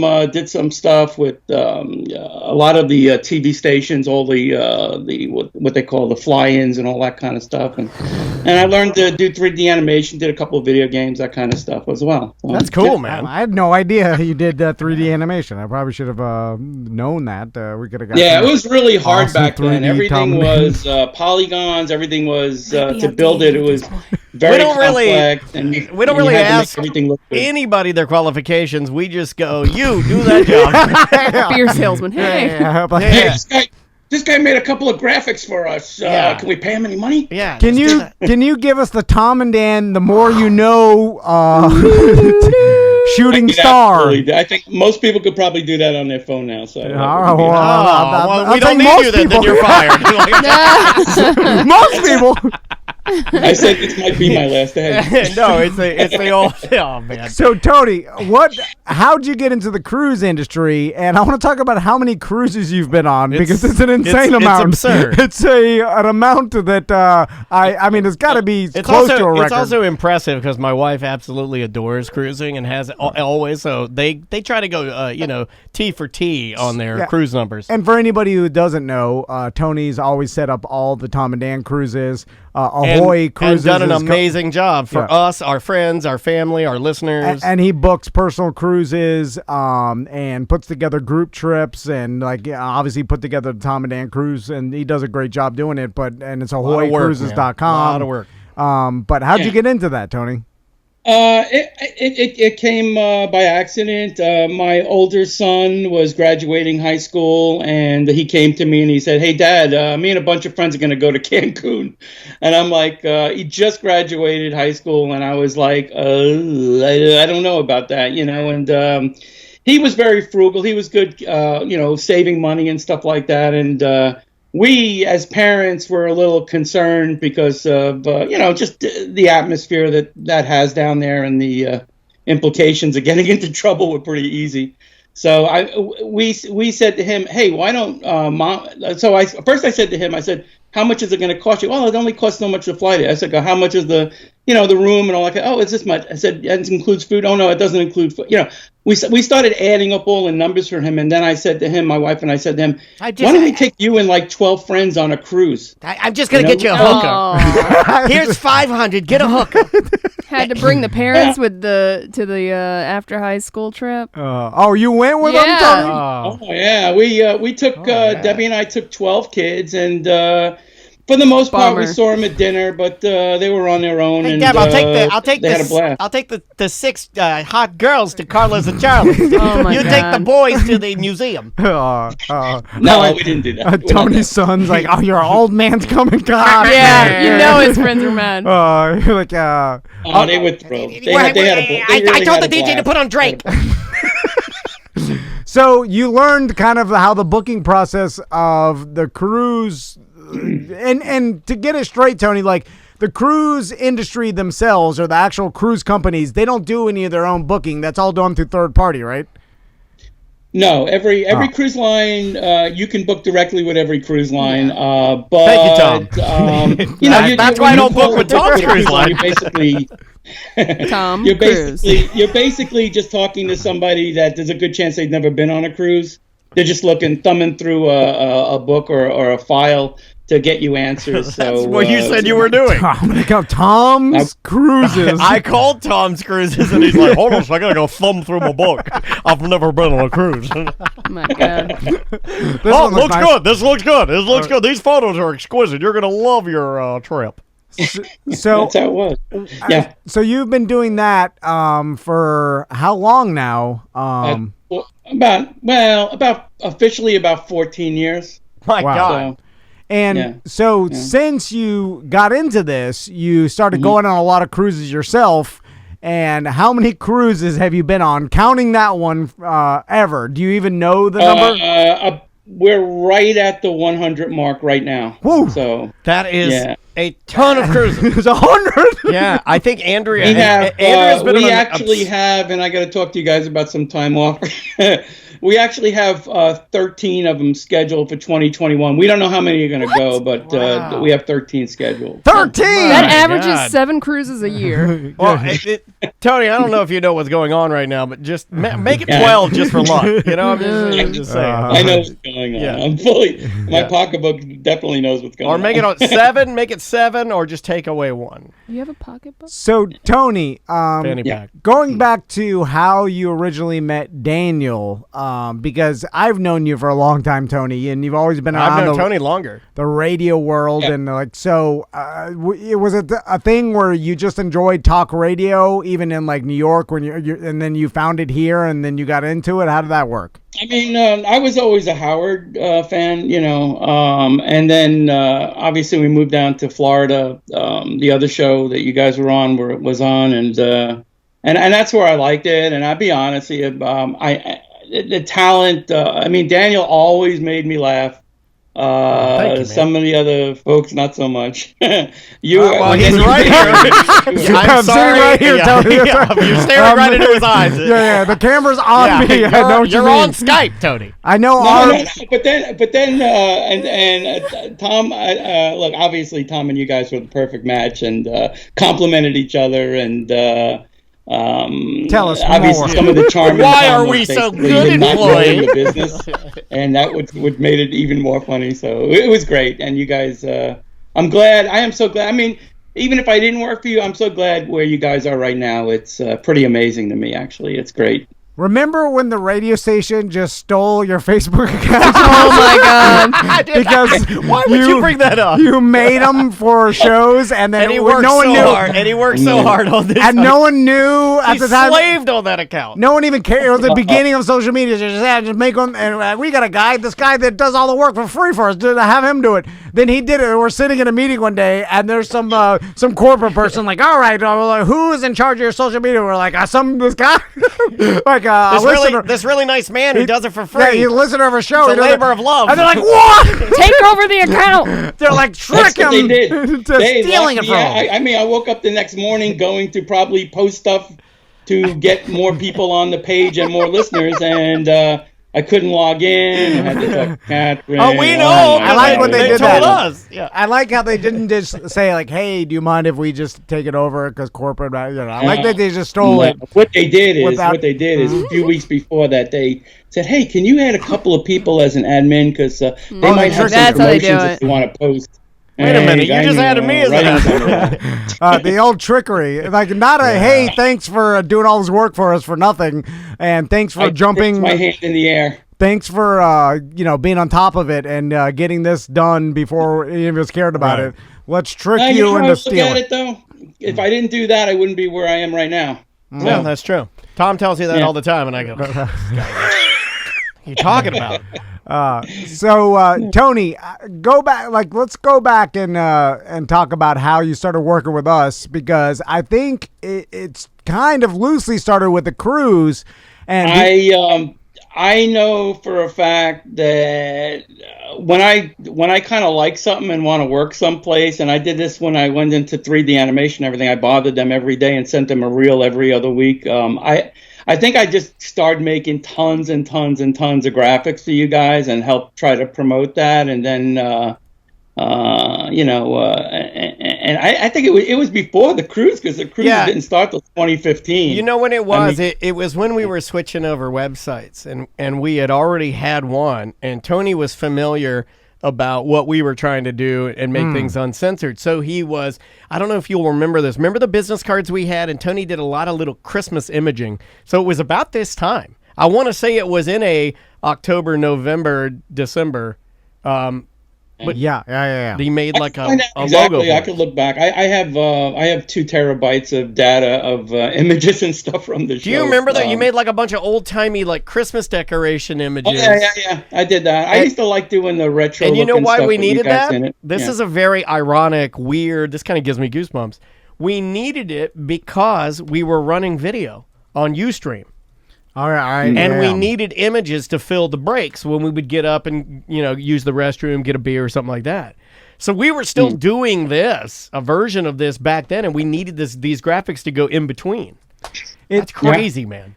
Tony, it's also a good piece of advice for everybody, I feel, because if you want to work somewhere or want to work with people, make yourself valuable to them. Like, that's all it really takes. And then whoever it is, the company, the person, or whatever, is going to be like, well, this person is valuable to me. I want to work with them more. You know what I'm saying? That's really, now how you do that is difficult. Sometimes you got to do a lot for free. Sometimes you got to, work hard. Like Tony said, you be persistent. Yeah, it's a few years of pro bono. But I don't. If you like something or love something that much, it's not work to you. So, well, now that I complimented you, so keep on paying me. Yeah. All right, you lift the fuse. Now I did the and Tony texting service crazy right now. I'm insane. Don't talk about it. Oh my God. Tony does do a good job for us and has for a long time. And you reading that off your phone? It's a written statement. Am I crazy? He was looking at it just like Tony has done a great job. Well, he's zoning us out at this point. He's just on his phone. Now the clowning's gonna come because. And I don't know if you could still be involved. I think you can, but the CBE group is putting on their virtual beer fest this weekend. If you are not involved with the CBE as craft beer enthusiast group, you could find it. Just search BDM craft beer enthusiast. You have to be a BDM to be involved in it, but it's a big group, and they all like drinking craft beer. Anyway, so to promote that, Tony, I noticed every once in a while you'll throw out a graphic that and this is us here at T&D Media will see the graphic and then immediately start clowning on it. This is some behind the scenes. Something wrong again? No, not anything wrong. We're laughing at the graphic you chose, and now I'm trying to find it. And I understand you're limited because is this granddad and daughter? Yes. Yeah, I thought that's so. I think if you look, what date is that one? Damn it, I'm trying to find it so we can show it. If you go on Search our his social, name, maybe. If you go on our social, because it was promoted through our social, and then or a mediocre time. I believe it was a mediocre time. Now, the particular clip art you use, Tony, and you do a good job, and Tony's really good at Photoshop and has done a lot of work for us. So if you follow us, you'll know that there's a lot of Photoshop graphics to promote things, but this particular image. And we're gonna find it because really for the Twitch viewers, it's the. You could have told us to look for this before. Yeah, I didn't know I needed. I don't know. I have no plan. I apologize. That's good. And maybe you knew about this for 2 weeks because I can't find this one. Well, I didn't plan on talking about it. So I think it would be on our regular Facebook page. That's right. Or I'm sure I could find it later. So, Tony, it was the virtual beer fest, and that's what we were promoting, and I found it. It appeared to be what looks like, and we all called it Dad Hugs Daughter or Beer Dad Hugs Daughter. It's it's image of what looks like a woman face the other way and a guy hugging her in a kind of creepy manner, holding a beer, and you did a good job with the Photoshop. And then we were looking at it, we're like, what is this? Where'd you get it? And I want to know the inspiration behind this particular post. It was sorry, Tony, I'm clowning you. Good. Really didn't notice the ages of the people. It's not ages. It's not. Yeah, it's. I mean, this lady could be 25. Right. It's just the image of her standing, and then the guy awkwardly hugging her. Right. The main center point of this picture is a woman's butt holding instead a beer of. bottle. Here it is. We're putting on Twitch right now, and That's all I saw. here I'll present to you Beer Dad Hugs. You can't even read the logo. It's way too small compared to the butt. Look at that guy's hand. And then there's it's awkward. It's the it's woman's cringy. butt. It's a weird hug. And what does PF stand for? It's not. On her jeans. Yeah. Is that some kind of hidden message we don't know about? I don't know. What does PF mean? It's So I guess my job worked then, right? Yeah, I don't know. It's creeped a lot of people out. Is that what you were going for? I think we all were confused. We're like, what is this supposed to represent? Why is this? Do you like drinking beer while holding someone else's granddaughter? Well, then you'll love our new creepy beer fest, sponsored by PF Jeans. Nothing says virtual beer fest like guy hugs. My first thing to Tom was like, "What is this, Sleepy Joe's Beer Fest?" I thought he's sniffing everybody. It's also just his hand and then the beer bottle. It's like, all right, you couldn't put down the beer. I don't know. I don't know the answer to the question. So, Tony, we're going to end with this. So, how much do you get paid? Because I honestly don't know. Because every month I just write you a different number. I've never written him a check one time. So technically, he's worked for me for free in my mind. So, I don't know. Every month I just go and empty the PayPal account. That's what I do. Hold on, that's what we're all doing. That thing's full. So, Tony, let's plug your Ahoy Cruises and how if people want to. I mean, they're eventually going to be up and running, right? Yeah. I think things are. I've been reading a lot of positive stuff with the vaccines and all that stuff. So look, Debbie and I are in a good position where we're at the age where we were kind of smart and made good decisions early on as far as our monetary situation. So we can hang in there longer than most brick and mortar travel agents and a lot of other travel agents. So. Yeah, we'll be back to sailing. I don't doubt it at all. I'm an eternal optimist as well. So that's good. It's we'll be fine. Now, what about hanging in there for us? Because the cruise and everything, that's all good and well, but yeah. Also, this reminds me, Tony, can you put our names on the Facebook page? Thank you. Just in case we need to change something. Thank you. What? No, we're gonna need. What Tom means we is added as admin. What pop-up means is that he needs to be added as a master admin, just in case I need to pop in there. In case we need we should be lock you out. And actually, it's funny because Facebook changed things around, and Daniel and I had a little bit of problem the other day. So, I got logged out. Yeah, we'll make sure. I'll double check all the pages anyway. He was screwing around, Tony. Yeah, I'm just messing with you.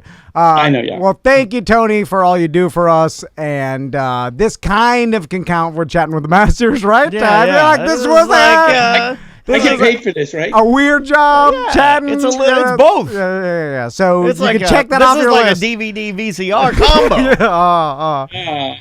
All right, Tony. I got a lot more stories. Don't worry about it. If you ever need a filler. All right. Put him on speed dial. I'll write that down. Bye-bye. I'll talk to you later, Tony. Oops. Oh, that's fine. All right, Tony Palmiotti, Hoy Cruises, our social media guy. I have a lot of questions about what just transpired. Yeah. So many questions. There's a lot of questions about all of that.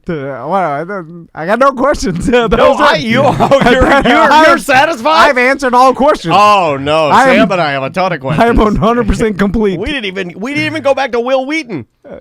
Oh, yeah, I heard him say that. Then I was like, just pass by it. Oh, my God. Because I did the math, and I was like, we don't have time for Will Wheaton. There's a reason he threw out that little bit. Yeah, and he name dropped. You're not gonna get me, Tony. You're not gonna set the hook on me. I'm not sucking your Wheaton. I'm not taking that Wheaton bait. All right, bye. Welcome back to A Corporate Time with Tom and Dan. I'm Tom. I am Dan. I will keep my affairs to myself. What do you want to talk about? Let's do some voicemails and emails. Why'd you all look at me? This is my show. Let's do voicemails and emails. It's easy, it's fun, and they're flowing out of the faucet like water. If you want to leave a voicemail or email, 1-844-TOM, the letter NDAN, or show@tomanddan.com for an accompanying email. I'm going to have to go with this guy right here. Hey, what's up, guys? This is Ben with a Y. Hey, I have a comment about saying something sucks. When I was in 6th grade, the teacher tried to put on Old Yeller, and I put on Old Yeller sucks. And the teacher wrote me up. So then I had to go home, tell my parents, and my dad, who is a Reelman correctional officer, who never, ever talked about sex at all with me. No. Had to sit there and try to fumble through explaining that there are alternate meanings to the word sucks, which included oral sex, which, as a 6th grader, I didn't really put 2 and 2 together on that. So when he was finally done bumbling through everything, trying to explain exactly what it means to suck something, I was like, no. I just meant it wasn't any good. Right. And he was like, well, then get the hell out of here then. And he kicked me out of the room, and that was the end of it. He was embarrassed because he went too far. Yeah, why? Nobody thought that's what he meant. Why would his dad do that? That's bizarre. No, because his dad, crazy person. Well, his dad was an awkward real man, and he got in there. I could see this happen. Okay, you sit down. You're already not wanting to have this conversation with your kid, but right? Why are you having it in the first place? Because he said Old Yeller sucks? Because mom said, he said Old Yeller sucks at school, got written up, came home. I'm assuming he turned the note into his parents, and they got mad about it. In my household, I would have been... But why would their conclusion be that was the intention of saying sexual, the word sucks? Yeah. No, I'm saying he's an awkward real man that doesn't understand lingo or phrases. So when he hears sucks, he thinks the dad automatically went there. Yes. The only thing... Weird. That is weird to me. I don't think it's weird. I can connect the dots on that one, because if he is imagine being an older man. Yeah. There's a piece of pop culture that you don't fully understand or grasp. You realize your son is in trouble for saying it, but you don't understand why. So you're using logic. Well, why? Okay, so that sucks. Oh, all right. Okay. Sucking this. All right. That sounds logical to me. And then when he realized that the kid was only really saying it to say that he didn't like it, right. or then the dad was like, "Oh, I went too far. Get out of here." That's kind of how I took it. It's just I thought that saying something sucked was old. Like that's not like a new on fleek or whatever. So it's what I'm saying. But if you're this guy sounds like he's like my age. Yeah, so even my pop. I wonder if my pop, if I said that sucks, I feel like he's heard that around enough. Hearing it and knowing what it means are a lot different. No, well, I mean, like hearing it enough where you understand that that's a negative towards that thing, not that it's a sexual, right? Well, but again, they're asking for the origin. They're not asking for like. It seems completely logical what happened here. Like I think it's because I think if you ask my dad, if I said that sucks, I think he'd have a hard time articulating what that means. Really? Yeah. If I asked him the origin of it, I don't think not the origin, but just like what it means. Like, hey, this sucks, and then it's just like that just means it's not a good. Like rad. Not that it's a sexual thing. Rad. Like if I said to your pop Bob, what's rad mean? Or to my dad, what's rad mean? I don't know if he'd be able to articulate that that's a positive thing. Maybe, but I don't think you'd go to a sexual. I think there's words that I hear a lot. I think everybody has words that even that we use that we don't truly know the meaning to. I don't know the meaning of on fleek, but I know that it means something positive. Mm-hmm. You know what I'm saying? I couldn't tell you exactly what, but just but don't the way, use that anymore. Now you got to say drip. But the way people use it, and you got to be like drip. It made me figure out what it kind of means, right? It's in context, yeah. You use it in a sentence, you're like, okay, it's a bizarre. I don't know. Daniel's angry. I'm not. Why do you think I'm angry? Right, so last week Tom was angry. I'm not angry. I am not at all angry. I am the least angry person here. You just got mad because you weren't able to scam a trailer off of our I didn't get mad. You got mad because I was trying to scam a trailer. No, I didn't get mad because you were trying to scam a trailer. I don't care. It's your show, Stay out of me and Tactical Hat's business. Oh, my goodness. All right. I asked Tactical if he had a trailer because I thought to myself, he has a trailer. I can use it as an excuse to take back his JD fog machine. You haven't taken that back yet? No, you were supposed to give it to the burn pest control bug man to return for you because you're lazy. Yeah. Oh, I forgot about that. Oh, that would have been smart. Yeah. So I like how the swirling scam is not the bad part. It's the guy who doesn't think that's relatively entertaining. I'm the bad guy. I said it off the show in our downtime, just to the Twitch True 100. Oh, now it's True 100. Oh my God, he's doing some secret stuff behind the scenes. I don't fully understand what's going on. That's not fair to the True 6. Twitch wants to hear my behind the scenes scams. That's why they tune in. You're probably right. They're like, I want to hear how many scams this guy really does do. Let's try. Now, speaking of spectrums, I know that we're all a fan of them, not the cable company, but the actual sliding scale to prove things. Let's try this one because I actually think this one's relatively valid. What's up, T&D? Shart and Randy here. I have a theory to throw by you, and this is a bad at life situation.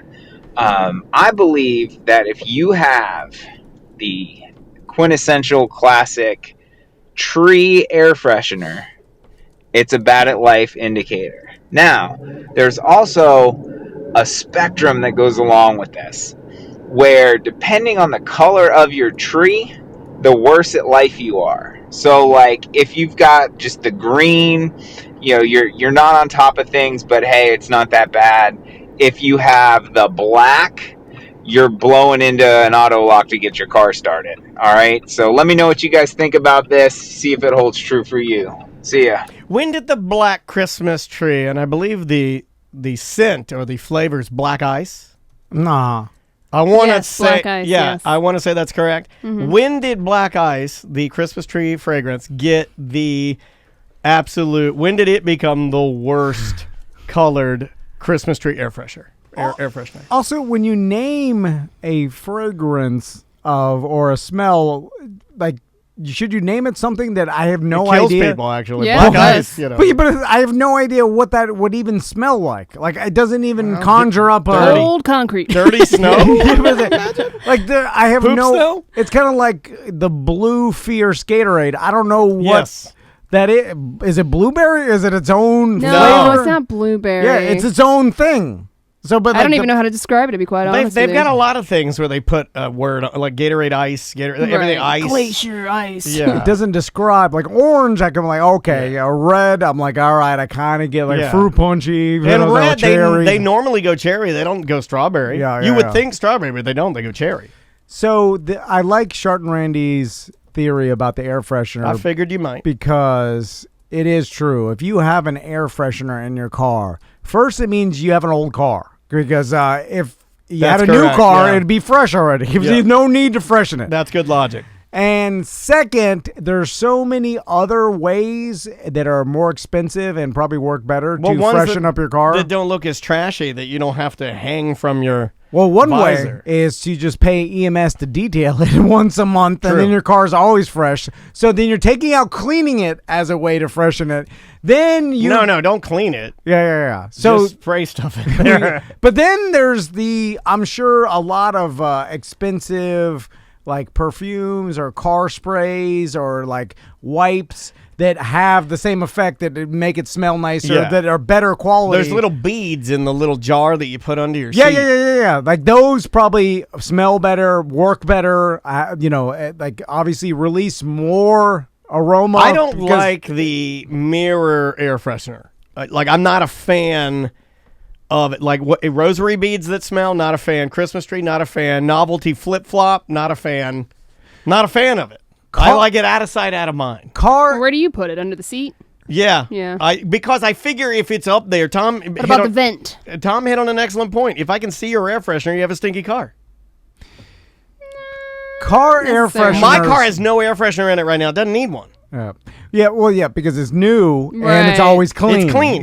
Cleaning is the key.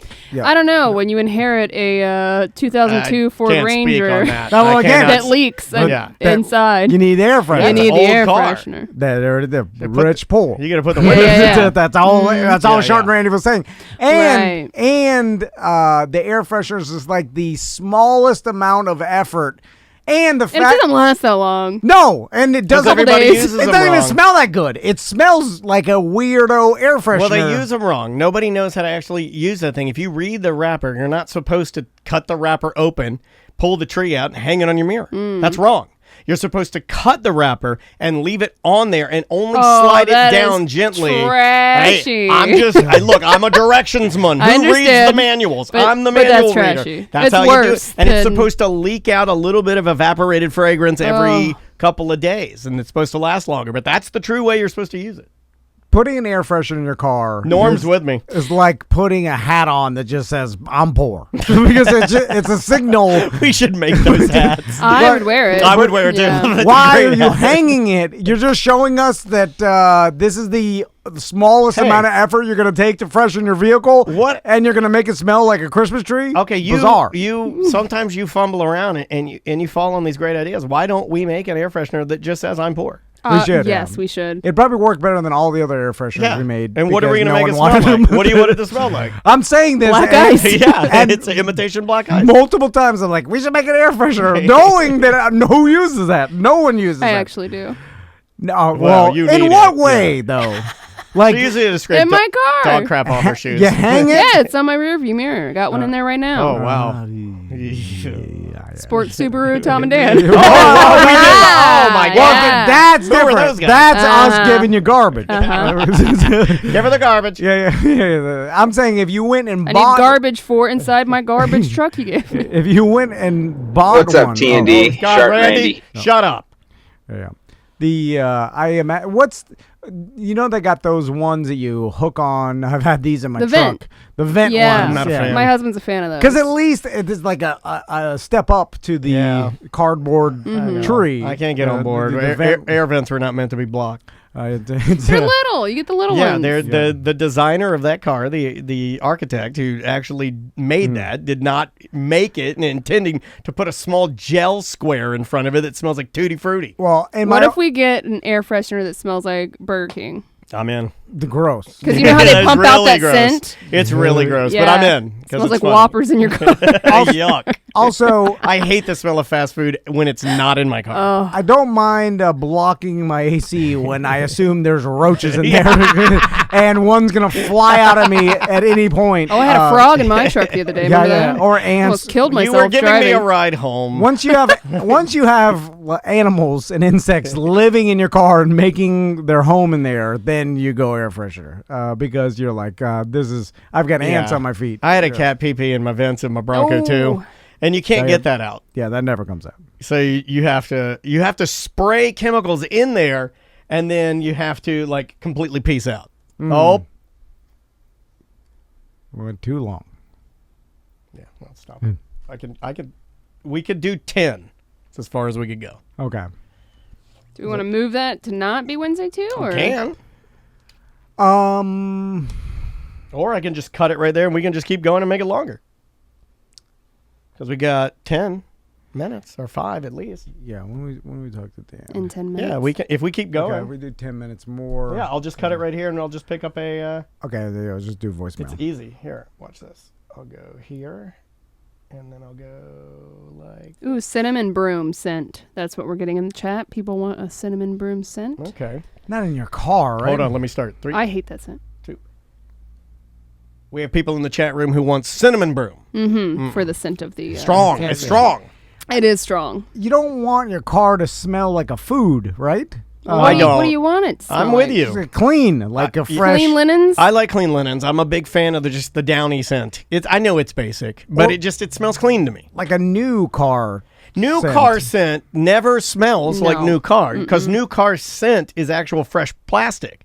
So I feel like they should pump plastic. Fresh plastic scent. Yeah, that's what it is. They should just pump like chemical plastic smell into your car, but they don't. They do some other thing that just doesn't smell like new car. Maybe I'm wrong about the new car because then what are you trying to tell people? Like they obviously know it's not a new car, so it's like it smells like a new car, but it's obviously nowhere close to being a new car. So who am I tricking? You know what used to bother me were those Febreze commercials where they had 2 like moms in a van and then they're sitting on like banana peels and like used condoms and stuff and they've sprayed Febreze everywhere and they're like, this is great. You know, like that's not...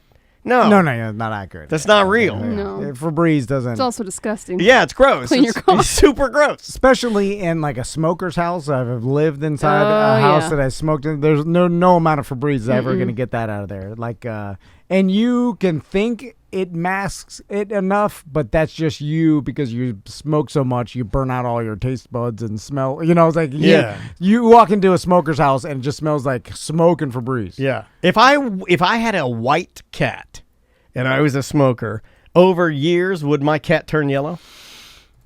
Does cat hair fall out and like it think constantly sheds? Yes, mine does. Okay, yeah. So then I don't think it would, because it doesn't keep the hair long enough to get those yellow finger Why stains. do some old people's hair turns yellow and they're not smokers? Yeah. What is that? I don't know.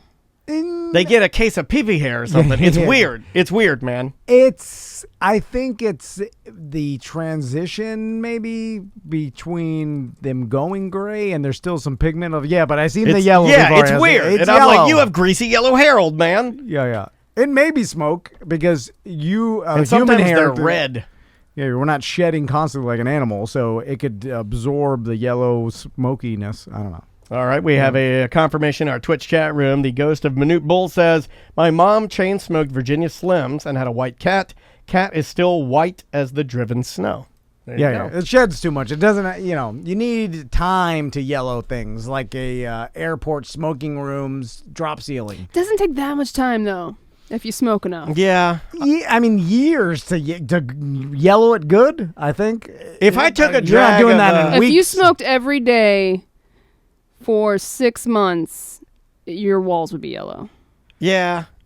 I mean, how yellow? I don't know. Very yellow. Yeah. I used to have to bleach the walls. Yeah, I forgot about that. That was your job, wasn't it? Bleach the walls, like what in your in our trailer? Yeah. That's that was voted worst job by redneck families. I guess is the wall bleacher. It depends on what the walls are made of. Wood, laminate. Yeah. And sadness, held together by sadness. If you're using like regular drywall with a good quality base paint and that, I feel like will take a long time. But maybe some old trailer walls. Yeah. I feel like they're wanting to turn yellow already. They're like, just get it over with. They came yellow. Just paint me. Their natural state is yellow. Yeah. I think just age will yellow them. 100%. Yeah, that's probably true. Quality. But it came off with bleach. Gotta love that's one vote for bleach. Yeah. Let's do this one because quality of life has been one of the biggest things that Tom has mentioned. This whole underwear debate about buying expensive underwear and me changing my life and upping my quality of life has been one of the hottest topics we've had since Sit or Stand. Hey, show. How's it going? Been a long time. I was listening to your ACT and Tom ranting about improving your quality of life, and I definitely agree with him. Like, I've been testing out all the different underwears and been upgrading. And the one that I found was the best was Fruit of the Loom mesh that is like 97% polyester, 3% spandex. Everything else sucked. And it rolled up, or the cotton. I don't like cotton because it sweats and it stays there. Polyester is the way to go when it comes to underwear.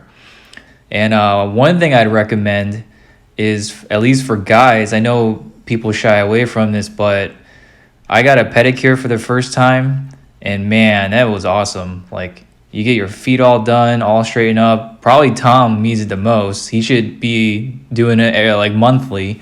I told you guys I did it. I love it. Like, the pedicure is phenomenal. I just need them to shave my They will. sandal calluses. Yeah, it's easy. It's easy. They put the little lotion on it. It'll break it down a little bit, soften it. Yeah, you got to soak it a little bit and scrape it right off. But remember, I did that one time with Crystal, and you then got hurt. They That's right. They cut. Well, you go to Bobo places, including your dentist, your doctor, your eye doctor, place that you went and got your feet done. That was a place where Crystal took me. So it was her place, and it was like Yeah, it was like a day spa, I thought, right? I mean, if the lady doing it, I'm sure like it's just like the lady that does most of the pedicures, in Was the it same just because genre. you're not used to it?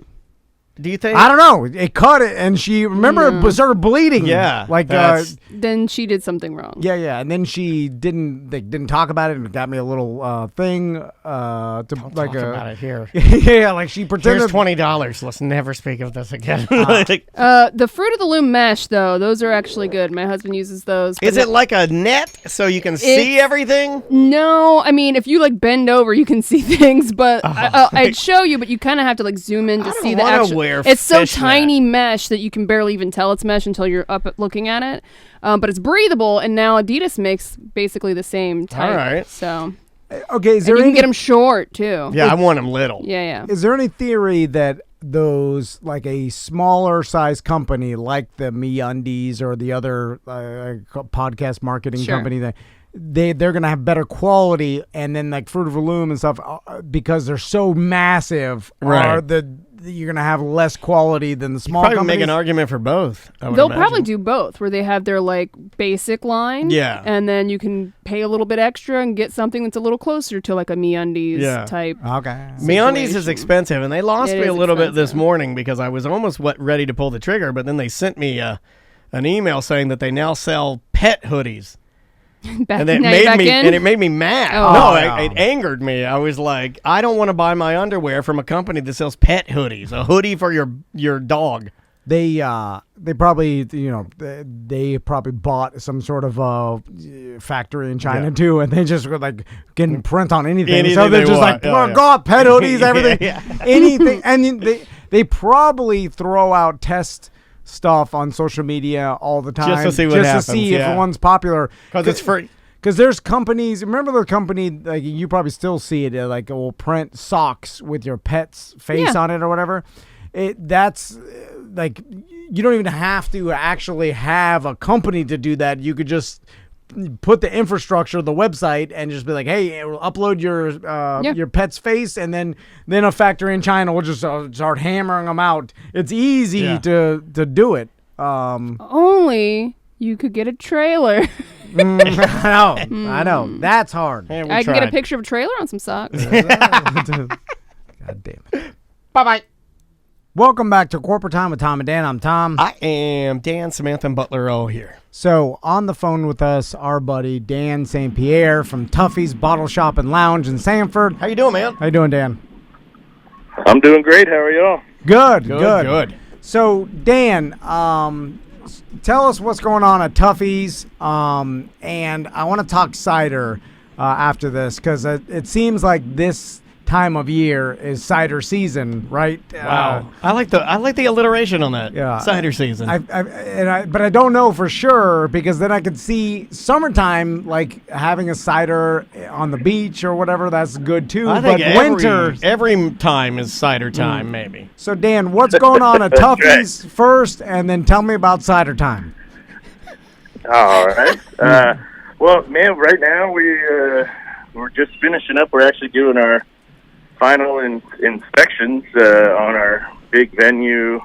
What a great time to be building a large music venue. I wasn't going to even say anything unless you brought it up because I'm like, oh God, he's got that. Yeah, no, it's been kind of the joke. Like we were already well underway, when all this happened, and then it was kind of like, do we keep moving forward, or how much would it cost to go backward? And so it's like, well, keep moving forward. So, if anything, we've got a great reception hall. So it's for weddings and.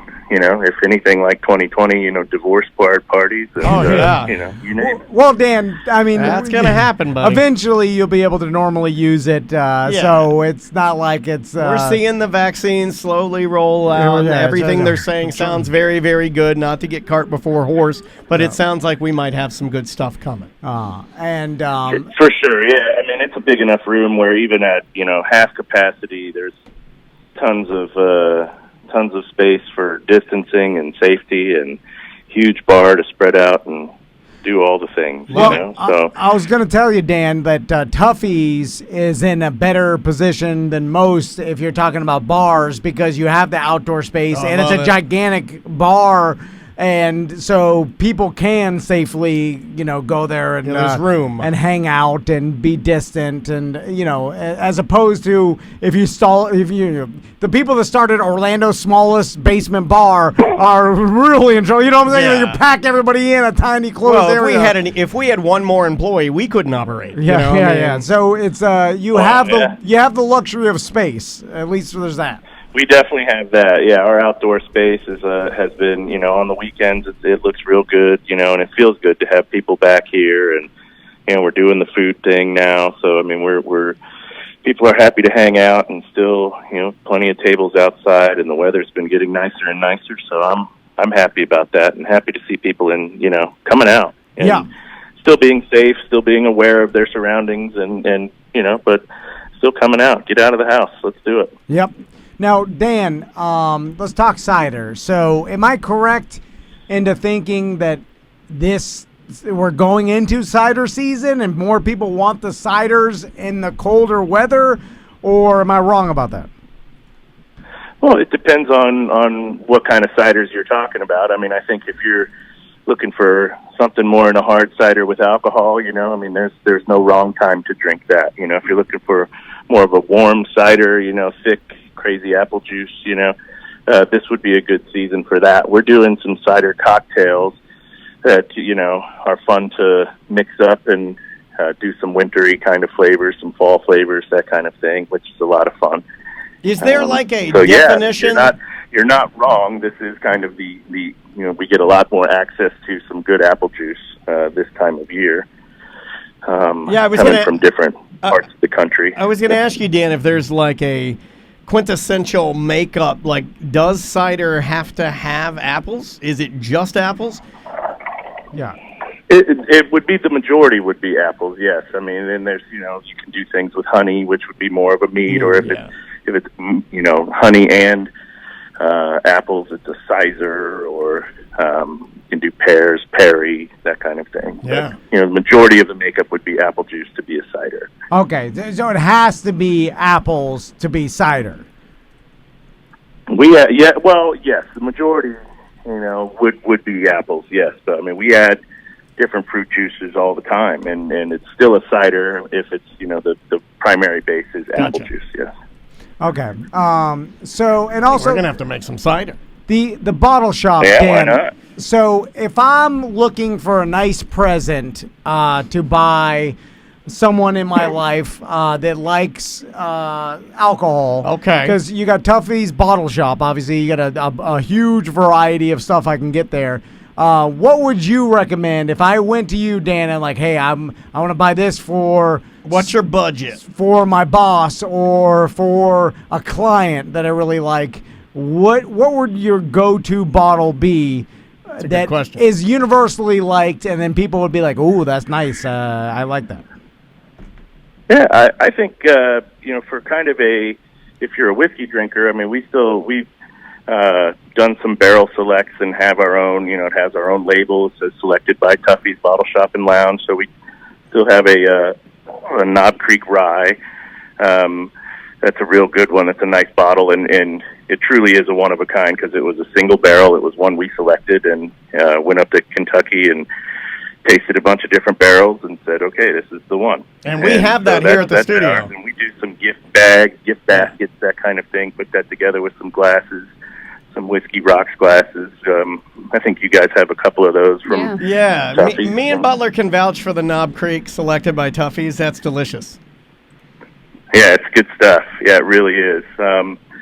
What else do we have? Yeah, we've been bottling some of our ciders and some of our batch cocktails, that kind of thing. So we're having a lot of fun with that. We're doing a Buffalo Trace Old Fashioned. Nice. We've been bottling that. So some good stuff. There's a lot of fun stuff. We can kind of match just about any budget. That's kind of cool, TC, in the fact that you swing through there, and like you said, with the basket opportunity, you can get something that they made. So it's a little more like personalized, local. Yeah, I mean, I think it's kind of, you could go with the big whiskey makers. That's always going to be a home run, but it might be cooler to get like, okay, they made this Buffalo Trace, Old Fashioned. It's made here in, Tuffy's in Sanford. So that's pretty neat. Yeah. It does show, okay, this is a good point, because if you're going to buy someone some alcohol, definitely getting a craft version of it that's local, and it shows more effort. You know what I'm saying? I agree. In the grand scheme of things, it means more than buying just something off the shelf you could buy in any giant box store or whatever. It's like, I think that even the person receiving it's like, oh, this person showed a little more caring. I believe in this, and I know I get goofed on for it, but it's the energy level. It's like you've got somebody at Tuffy's is putting energy into taking those ingredients and putting them in a bottle and bottling them for you, and then they're handing it off to you. It's got positivity on it. So, Dan, also, I can go watch the games on the weekend at Tuffy's if I want, right? Definitely, yeah. We've got all the NFL games. We still do that and have lots of fun with that. Do some fun stuff on Sundays. Coming up, actually, now that we're talking about Sundays, we start November 29th, and then for the 4 weeks leading up to from the 29th, and then every Sunday leading up to the week before Christmas, we're doing a mini version of our Sanford Indie Market, which will be really cool. Our big Sanford Indie Market was usually quarterly, and we had over 100 vendors in the streets. And so to kind of keep up with distancing, we're pulling 30 or so each week and doing them in the events venue, through the yard, and a little bit out front. So it'll be a fun thing to do on Sundays. Come and get your Christmas shopping done for sure. It's like a little farmer's market that you can go through. That's awesome. Yeah, I might head out to that. Walk around, and here's the thing: you trick your wife into going like, "Hey, they're doing this cool little a farmer's market. You could get some handmade crap." Some old ladies selling some painted clothespins. And while she's looking at that, you're just getting S-face at the bar. She's over there looking at a plywood cutout of an old lady bending over in her flowers while I'm getting loaded. Watching the Dolphins make it to the playoffs because they're doing it this year. I'm sorry, Dan. I'm just getting excited because the Dolphins stunk for a long time, and now we actually look good. Yeah, they look good. All right, Dan. Well, we appreciate it. Again, it's Tuffy's Bottle Shop and Lounge in Sanford. Go support them and check them out. Dan, throw out the website real quick. It's Tuffy'sCider.com. Perfect. All right, Dan, we'll talk to you later, dude. All right, take care, guys. Thanks. See ya. That is Dan Saint-Pierre from Tuffy's Bottle Shop and Lounge. Bye-bye. Welcome back to A Corporate Time with Tom and Dan. I'm Dan. Tom. Samantha and Butler are here. We were just kind of sitting here, and we have to wait for thighs. Really, Daniel? Thighs? We have to wait for files to propagate and whatnot because of the computers. And we're just talking to the guys in our Twitch chat room, twitch.tv/Tom and Dan Live.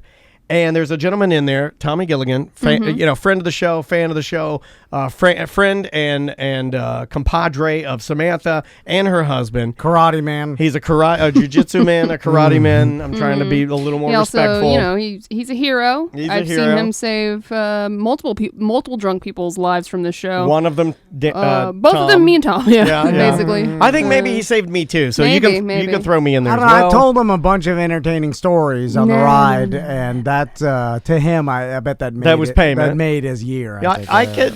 You did. I mean, it would.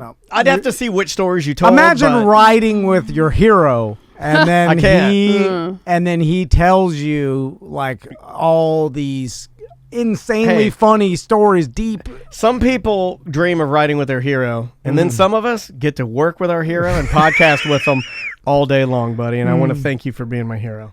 I told him about karate, and then what'd he tell you? You fell asleep, right? I told him about... and then you dozed off while he was driving. Okay, so anyway, Tommy Gilligan and your husband, inspired by friend of the show, the man of 1,000 names, Tony Monget, who used to be Tony Rodriguez, who used to be Tony... Wait, okay. Tony Monget, who then used to be Tony Rodriguez with a Y, and then was Tony with an I, Rodriguez, then Tony Rage with a Y. But, so now he's Tony with an I, Monget, who has a skateboarding blog called Stay Young SB, Stay Young that's his Skateboards. clothing apparel That's his clothing line. apparel. And then Tony Loves also- Skateboarding is his blog. And so he inspired your husband and Tommy to skateboard. Your husband used to skate.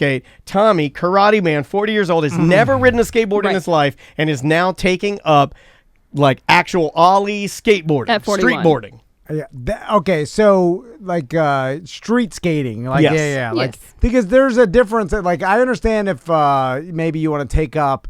You get like a banana board, Or like a longboard, longboard, and then you got knee You're pads, just cruising, tall socks, and you're you- going down bombing hills. and you just want either to let gravity take you down a hill or just learn how to balance on the board and kick it, so move forward. That's a standable wheelchair at that point. But when you're learning how to street skateboard or street skate, now you're talking about going up ramps. You're talking about learning how to grind. Well, you're maneuvering on the board, or at least the basic tricks of the ollie, right? Which is super difficult to do, and I don't know. I feel like at the age of 40 or even around this bubble, like taking it up now, we've got to be extremely hard. Yeah, I mean, there are people that I know that can't wear a paper mask, let alone ollie.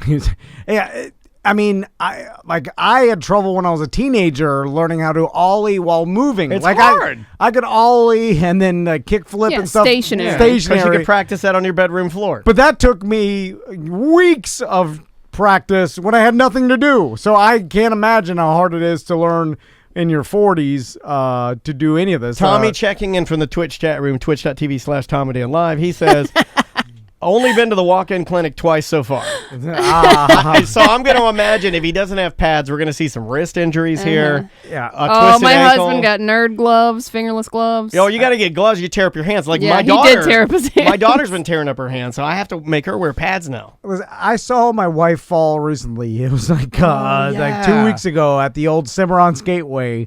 And did you laugh or were you taken aback? No, I laughed at first. But the boys wanted to take a lap around the actual main roller rink instead of the kids area. So then she rented skates, and I told her, I was like, listen, you don't bust your ass. You're going to regret it for a long time. Bust your teeth out. And then she was going around. About the third lap, she did the move where I think Max, he was trying to adjust his skates, and then she bent over to help. Oh, you can't do that. And then it threw off her center of gravity, and then her feet shot out from under her, and she landed straight on her hip. And almost blew her tees out. Yeah. I'm sorry. Because I'm okay with that. She's wearing like a billowy blouse. Yeah. And then, She's wearing her skating blouse. And, I like to get the wind on my nipples when I'm skating. From sheer force of landing, it almost that cross your heart bra exploded. Cacao! Blew the frecklers out.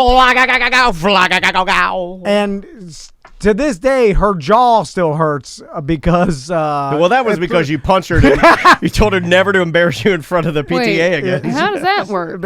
She was thrown. She went like the chiropractor said. Like sometimes when you there's duty flies. I'm being attacked. When you jar yourself like that, it could somehow move ma'am, your jaw. one of your breasts, Something broke a jaw. It's something to do with her alignment and her jaw being off or something. Anyway, how much money to get Sam at the roller rink in a frilly blouse? Let's end the world. All I'm saying is when you fall straight on your back in your 40s, It hurts. you feel it for a long time. My wrist is still screwed up from a right before COVID electric skateboard fall with Maisie, the one where she laughed at me. This wrist wrist is still screwed up. Yeah. It makes noise now. It's obviously sprained or compromised in some horrible way that will never heal correctly again. When is too old to learn something? I don't like this conversation. You know, this is literally the opposite of what Tony Mangiat is trying to say. Stay young. Stay young. Keep doing things. You're never too old if you keep trying. Here's the problem. Tony's been skating all his life, and he didn't just start skating at 38. He's a Venezuelan wunderkid. Like, he's honestly like one of the most artistic and athletic people I know. He took some time off, but he's been skating on the he weekends. knows his audience is fat dad. So Yeah, I know. I'm just saying. Don't kill his clothing line. When I see Tony skate, I'm like, God damn, that's good. Like, I see him in his on social media. I'm like, great. whoa, like you did a It's hard impressive. trick at your age, and like, I feel like he's gonna put this in the "you gave me the wrong beer at the zoo" file. Yeah. Like But I'm just blowing up saying, his, like, you're ruining his Yeah, business. I kind of feel like he's gonna email us later. And say, what are you talking I could be a stay young bro of my apparel line, and it's me. You're gonna steal half of his tagline? Stay young, bro. Which I think it's better. What are you promoting? Pabon, make me a stay young bro No, what's logo. the logo? Is Yeah. it you? Is it like you're like? What kind of lifestyle Yeah. are you promoting here? This is more like Assault Life, right? It's, Yeah, that's what I feel it's like. me. I'm crouched down and I'm holding my chin in a boy band like Stance. presentation. And Like then, what? Like a big timer? Like And then it says- number one stunner? Stay young, bro. Like, but in silver balloons. Like, like Robin Thicke got a big He's old. going like, okay. Yeah. So big silver balloon, stay young, Ooh. bro. And then And I'm me, Pharrell. And me, and then Daniel's a on the big side. hat. And then I'm on the side with a Pharrell With a hat. big a Arby's hat. huge Pharrell hat on the side, and it's "Stay young, bro." And then Samantha is a girl with big, nice boobs. I got a skating blouse on. She's got a skating blouse on, and she's fallen, and they've exploded Yeah, out, yeah, and yeah. the world is ending Yeah, in the yeah. background. What we got yeah. the chopper doing though? No, he's not in. He's it. not in there. No? Yeah. Okay. He- By the time, we killed him off this season. Yeah. By the time we got to this point, But he'll come back as a robot in season 4. It's like a Data scenario. Anyway, in my Stay Young Bro brand, if I was promoting like riding dirt bikes or whatever, like, and I'm, and I got back into it, I started riding every weekend, and then I'm like, all right, everybody stay young, bro, but get a dirt bike. And then you got Chungus, like, or any other fat dad. He's going to do that. I've seen my friends that have rode, like, this happened twice.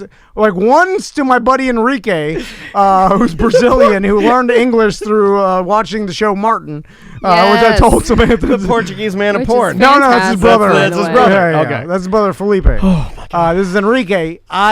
We were riding in Miami, and there's a dirt bike track near Homestead, and then there's a gravel road with a canal on both sides. And the first time he wanted to learn how to ride my 2-stroke, a 125 Honda 97. And he got on it, and then I was like, all right, you got to like feather the clutch out because if you let it out too much, it's gonna violently rocket you, But if you don't have enough throttle, you're gonna stall out every time. And in the first couple times, he's like, and he dumps the clutch and then stalls out. He does that about 4 times. Then he gets frustrated, and then he decides to give it like, It's the worst thing to do. and then proceeds to dump the clutch, rocket, like do a wheelie into the canal, where he literally went into the canal where we had to pull my dirt bike out, and then Fernando did the same thing, except for he did it on the gravel and tore his torso to shreds as he's sliding down the gravel because guess what? Hard to do. Yeah. Hard to learn how to do it the first time. There is quite possibly nothing I enjoy more than watching people accelerate too hard and wheelie into fences or canals or through backyards or any of that. It's the best. Yeah. And so I understand with a better teacher and you probably could learn how to just putt around, but you're not getting on the motocross course and doing knack-knack. So, it's that takes years of training. And I think you got to have some sort of base in there. It's hard with that. It's like learning how to play soccer and then you can't kick with your left foot because you didn't learn. True, but the whole using a throttle on a motorcycle with a clutch to me is almost even harder because you can injure yourself severely. Yeah, by doing it wrong. Do. Yeah. Like I remember as a kid being over at a friend's house. My parents are doing like a poker game or Uno or some, like one of those community family card game deals, and they're playing. and their buddy had just bought a motorcycle, and he came over. The Quintessential came over to show everybody. Yeah. And everybody comes out, and they're looking at it. And I remember one of the guys that was playing asked to take it for a ride.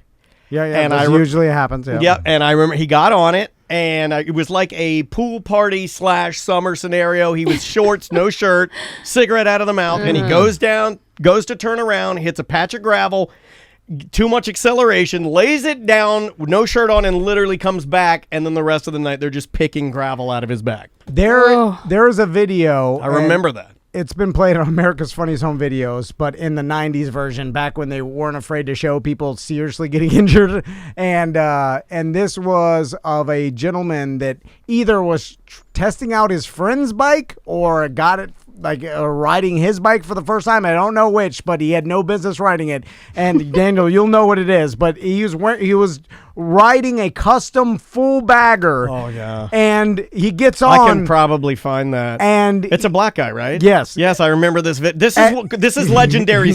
You and I have watched this video together probably 100 times. And he gets on, and they call it like OS throttle or whiskey throttle, whatever. Like where you pop the clutch and you start going, but the acceleration is pulling you back. So therefore, it's pulling your arms back because they're holding onto the handlebars. But because you're not a motorcycle rider, it actually gives you an extreme acceleration because you're twisting the throttle back simultaneously. Like, for instance, the physics of it pulling you back is causing you to rocket your body. Right? Because you've now twisted the throttle more, and that caused this gentleman to rocket towards a car, and it tries to get, but he slams into it violently. Oh, and it's a series of overcorrections. No helmet. You're like, oh, that guy. He came like a sea hair from dying. Yeah, I think I found it. Now this guy's got a helmet on, but it's one of those ones that doesn't even count. It's like a little brain bucket. Like that thing's not going to stop you if you get into it. This might be a different one. Is this a different one? Because I thought this was it. I'm gonna go ahead and play this one. Here's the guy. Oh no! This is it. Sorry. I like they put the little fun music in the background right before someone's about to get hurt. He's got $39,000 tied up in that bike. So this. Okay. Here we go. Yeah, full Harley works out bagger. to about He dressed like a Harlem Globetrotter. $3,000 Watch it. Oh, there it is. Oh! Stop!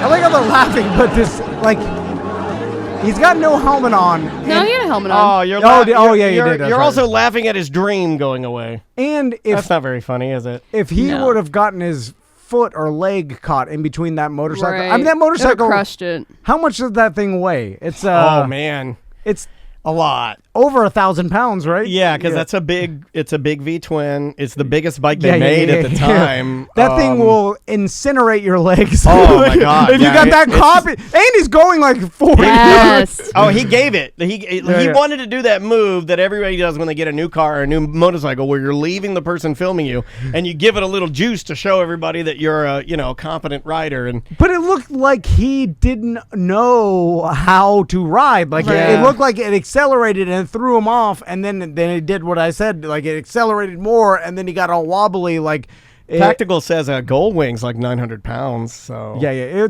So that man, and I think Gold Wings are relatively light to any of the other like Harley baggers I've ridden. Motorcycles, like at least for the motorcycle, you need a license by the state at least. So it's like so there's some sort of vetting process before you get out on the open road. But like boats and things, Andrea sends me boat fails all the time. Could have been a thing where like when he like did the training course or whatever to get his license, like it was like on a small. Oh yeah. You know what I mean? And so once he got on there, he didn't even realize how much different it was going to be. I don't know. Yeah, it looked like he had never ridden one before. Andrea's obsessed with kook fails now and people in boats that wreck them, and it's like it's a disgusting trait that she has now. Because boats, you could buy a huge boat and never even have any experience driving it whatsoever, and they'll just RV, right? You could get an RV. Yeah. RVs. You could buy go one. and buy. Could you go? Well, no, you couldn't. I bet you they wouldn't let. Like, you couldn't go and buy a tour bus. You need a Class C license, maybe, but maybe not to purchase it.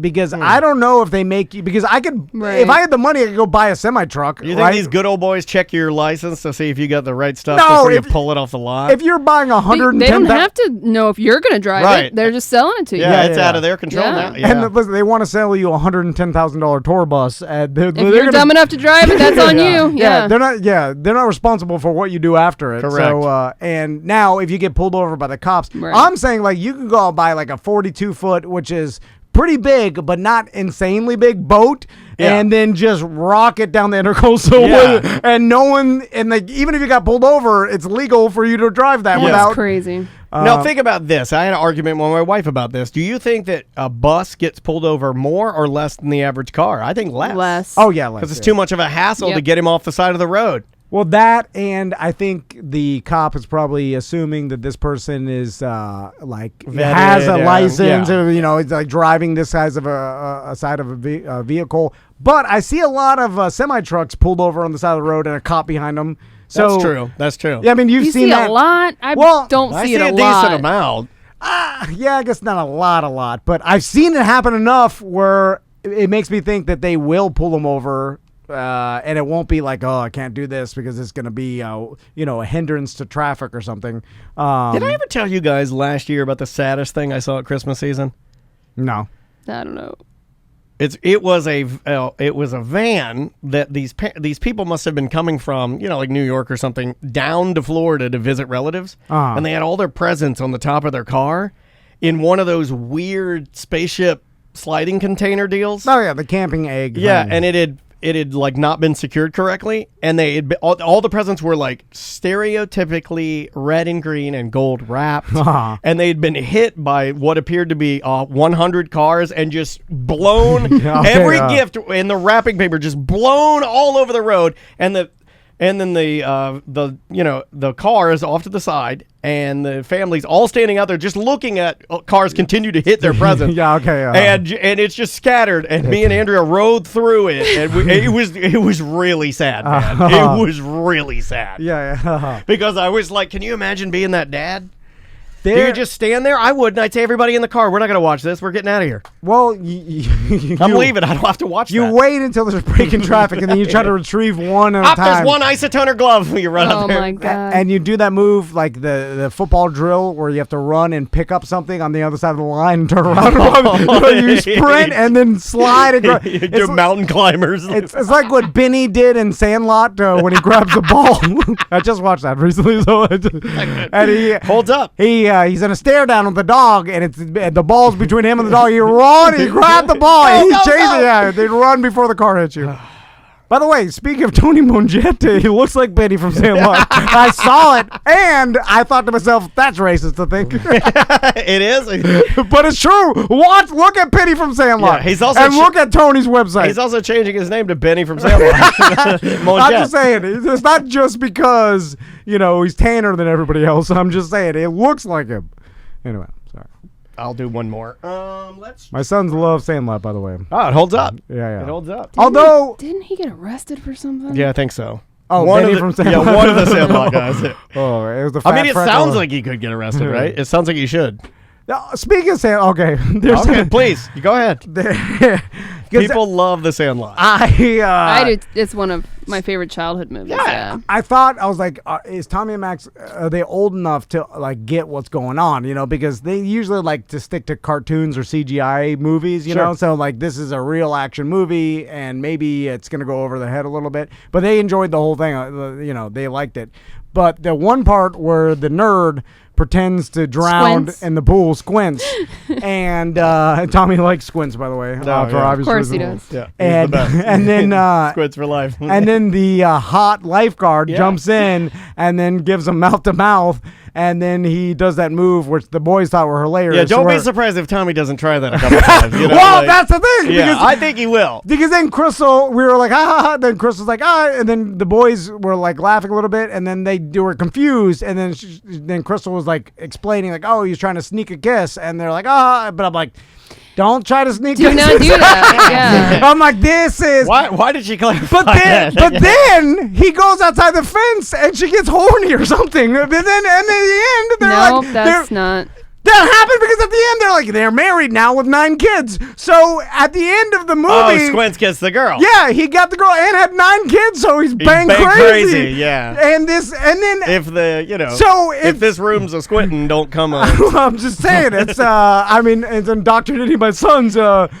Sneak some kisses sometimes, and it'll work out at the end. You'll get to. I don't think you should promote that. Well, that's what the movie's telling us. Yeah, but that movie was made a long time ago. Different time. Well, not only was it a different time, and also it's not real. It was made in the 90s, about the 50s. Yeah, but it's portraying a different time. Yeah. Oh, I know. I don't know. All I heard is Squints for president. Oh, what am I supposed to tell my boys? Like, obviously don't sneak kisses. Consent. That's what you teach your boys. Yeah. Well, the movie is. So Benny grew up to be a firefighter, and then at some point he assaulted someone at a Halloween party. Oh, I thought you were gonna say Holiday Inn. I wanted to be a baseball player, but I assaulted someone at a Holiday Inn Express. It's almost the same thing. It's close. It's close. Without the money, it's the same thing. Oh my god. Bye bye.